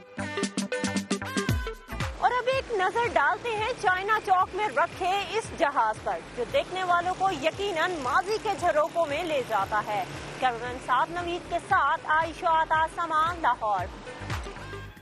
ज़बरदस्त रिपोर्ट तैयार की, जाहिर सी बात है ज़बरदस्त शहर के लिए ज़बरदस्त रिपोर्ट भी थी। आगे बढ़ते हैं, कुछ और ज़बरदस्त बातें आपके साथ शेयर करते हैं। इससे पहले मैं चाहूँगी कि मैं शुएब से सवाल कर लूँ कि शुएब, आपने बचपन में कभी भी गाड़ियों से खेलने का शौक़ पाला था?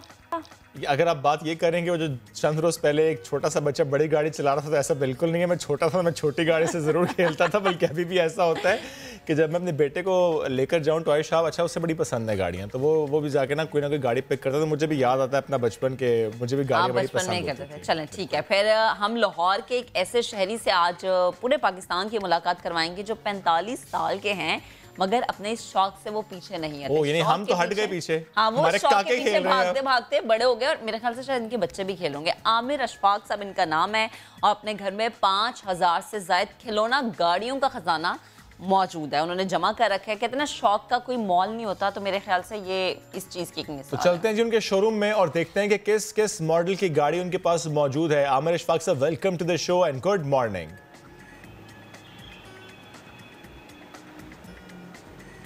आमिर साहब, आपको आवाज आ रही है? जी बिल्कुल आ रही है आवाज। सर कैसे हैं आप?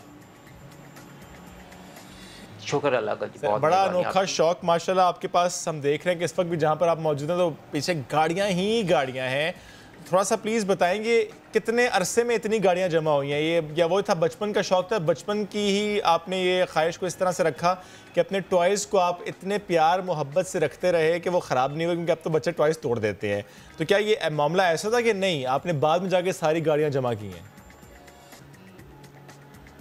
नहीं, आप बिल्कुल ठीक कह रहे हैं कि चाइल्डहुड जो है, बचपन का जो गाना था मेरा, मैंने अपने बचपन से ही ये शौक़ मुझे अट्रैक्ट किया। 4 व्हील्स जो थी, जिसको आप कार बोलते हैं, और वहीं से इसका स्टार्ट हुआ और 7 इयर्स की एज से मैंने ये कलेक्शन शुरू की।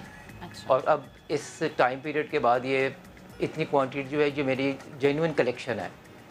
अच्छा, तो अब अशफाक साहब मुझे ये बताएं कि आपके घर में जितनी भी गाड़ियां हैं, अगर इनकी मालियत हम लगाएं तो कितने पैसे बनेंगे? क्योंकि आप कह रहे हैं कि बचपन से ये चीज़ चलती आ रही है, तो ये इसकी क्या मालियत होगी? इसकी जो प्राइस है वो तो आप कैलकुलेट कर सकते हैं अगर आज के टाइम पीरियड से देखें।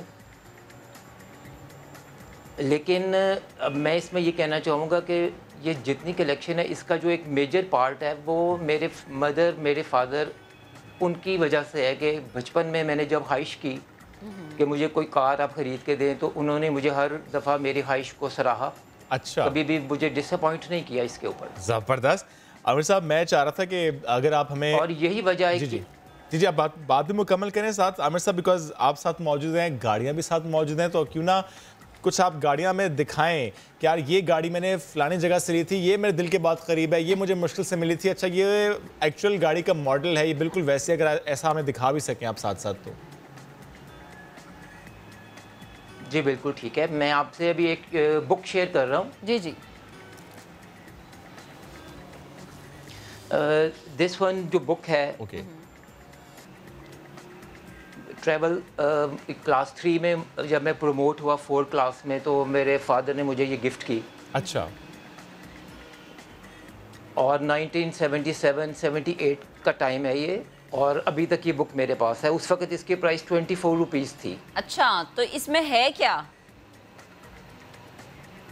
इसमें आप ये कार से रिलेटेड बुक है। अच्छा, फॉर एग्जांपल इसमें सारी ट्रांसपोर्ट्स हैं, लेकिन अगर आप इसमें देखना चाहें तो इसमें कार्स भी हैं, इसमें एरोप्लेन्स भी हैं, और इसमें ट्रेन्स भी हैं। स्पेशली दिस वन, ये आपको कार नज़र आ रही है जो, जी जी जी, ये क्लास 3 और 4 में मुझे बुक गिफ्ट हुई थी, और जो कि अभी तक अपनी रियल कंडीशन में मेरे पास है। आपने किताब को इतने प्यार से रखा, उसे ख़राब नहीं होने दिया, और इसी तरीके से आपने अपने हर खिलौने को बड़े प्यार से रखा। ये सीखने लायक बात है। जितने पेरेंट्स इस वक्त देख रहे हैं वो ज़रूर ये देखें कि बच्चों को ये सिखाना है, या वो बच्चे भी जिनको शौक है किसी भी चीज़ का, तो अपने शौक को इस तरह से संभाल के और मोहब्बत से रखते हैं। अच्छा, कुछ बच्चे वाकई में एक बड़े प्यार से अपनी टॉयज़ को रखते हैं कि ख़राब नहीं होने देते, और कुछ बच्चे होते हैं वो एक बार खेलते हैं और अगले 10 मिनट बाद उन्हें कोई पता नहीं होता कि वो गाड़ी थी किसी ज़माने में, क्योंकि लगता ही नहीं है। ठीक है इशफाक साहब, मतलब जैसे मैंने पहले भी पूछा, माशाल्लाह इतनी गाड़ियाँ आपके पास है हर तरह की, तो यकीनन ये एक ऐसी चीज़ है जिससे आप की कैफियत, आपका वक्त, आपकी बहुत सारी यादें जुड़ी हुई हैं। लेकिन फिर भी अगर इसकी एक हम मालियत का रफली अंदाज़ा लगाएं तो क्या अंदाज़ा हम लगा सकते हैं? आप इसका अंदाज़ा कर सकते हैं। फॉर एग्जांपल मैं कह सकता हूँ कि वैसे अगर इन कार्स को अगर हम सेल करते हैं तो ऑक्शंस के ऊपर ये सेल होती हैं। अच्छा। और मेरा कोई इरादा इसको सेल करने का नहीं है। फर्स्ट तो मैं आपको ये क्लियर करूं सर, ऑक्शन पे मतलब ये मेरी ये ऐसी गाड़ियां हैं ये मुश्किल से मिलती हैं, हम ये समझें इसको? जी, एंटीक हो जाती हैं। For example 100 years old models भी हैं। सबसे पुरानी गाड़ी इस वक्त जो आपके पास मौजूद है मुझे वो दिखाएं, और 2-3 ऐसी गाड़ियां जो कि आप कहते हैं कि वो एंटीक हैं, जरा सर प्लीज वो दिखाएं ताकि हम समझ पाएं कि वो वाकई कितनी इंपॉर्टेंट है और कितनी ज्यादा आपके दिल से करीब है कि वो मौजूद नहीं है कहीं और पर। जी बिल्कुल, 1 मिनट में आपको दिखाऊंगा। Sure sir. चलें जी, देखते हैं कौन सी गाड़ी दिखाने लगे हैं हमें आप। अच्छा, ये पैक रखी हुई है आपने कि बिल्कुल खराब ना हो। सर, ये कितने साल पुरानी है गाड़ी? बिल्कुल, ये 100 इयर्स ओल्ड है जी। 100 मॉडल जो है वो 100 इयर्स ओल्ड मॉडल है। ओके, ये मॉडल जो है ये 100 इयर्स ओल्ड है, लेकिन आप ये कंसिडर नहीं करेंगे कि ये मैन्युफैक्चरिंग 100 इयर्स ओल्ड है। मतलब ये गाड़ी 100 ईयर ओल्ड है, लेकिन ज़ाहिर है उसका ये जो डिंकी कार वर्जन है ज़ाहिर है, तो ये आपके पास मौजूद है, और अब ज़ाहिर है ये गाड़ियाँ हमें नज़र नहीं आएंगी क्योंकि वो 100 ईयर ओल्ड हैं। सर, फेवरेट गाड़ी कौन सी है?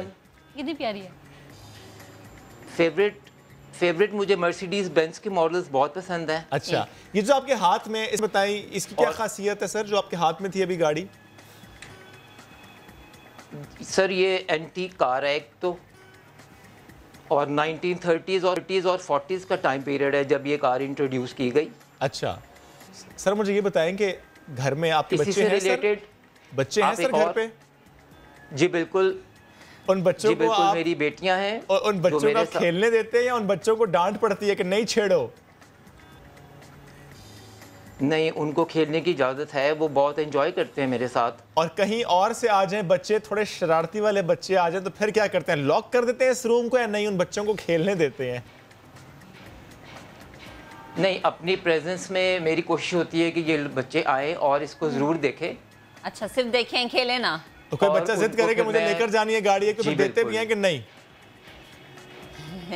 नहीं, मैंने कुछ स्पेयर्स मॉडल्स अलग से रखे होते हैं और मेरी कोशिश होती है कि मैं वहां से उनको वो गिफ्ट कर दूं। लेकिन ये वाले ना लेकर जाए। ठीक है सर, बड़ा अच्छा लगा सर। प्यार से और कितनी मोहब्बत से रखा है इन्होंने अपने इस शौक को मेंटेन।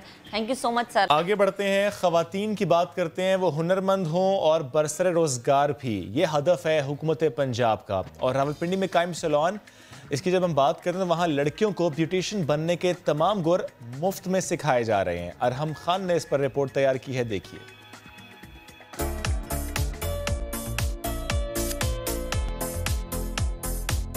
प्रोफेशनल मेकअप आर्टिस्ट बनने का शौक, लेकिन ट्रेनिंग के लिए पैसे नहीं। हुकूमत पंजाब के हुनरमंद प्रोग्राम ने खवातीन की बड़ी मुश्किल आसान कर दी। अब लड़कियां न सिर्फ मुफ्त हुनर सीखेंगी बल्कि उन्हें अपना कारोबार जमाने के लिए कर्ज भी दिया जाएगा।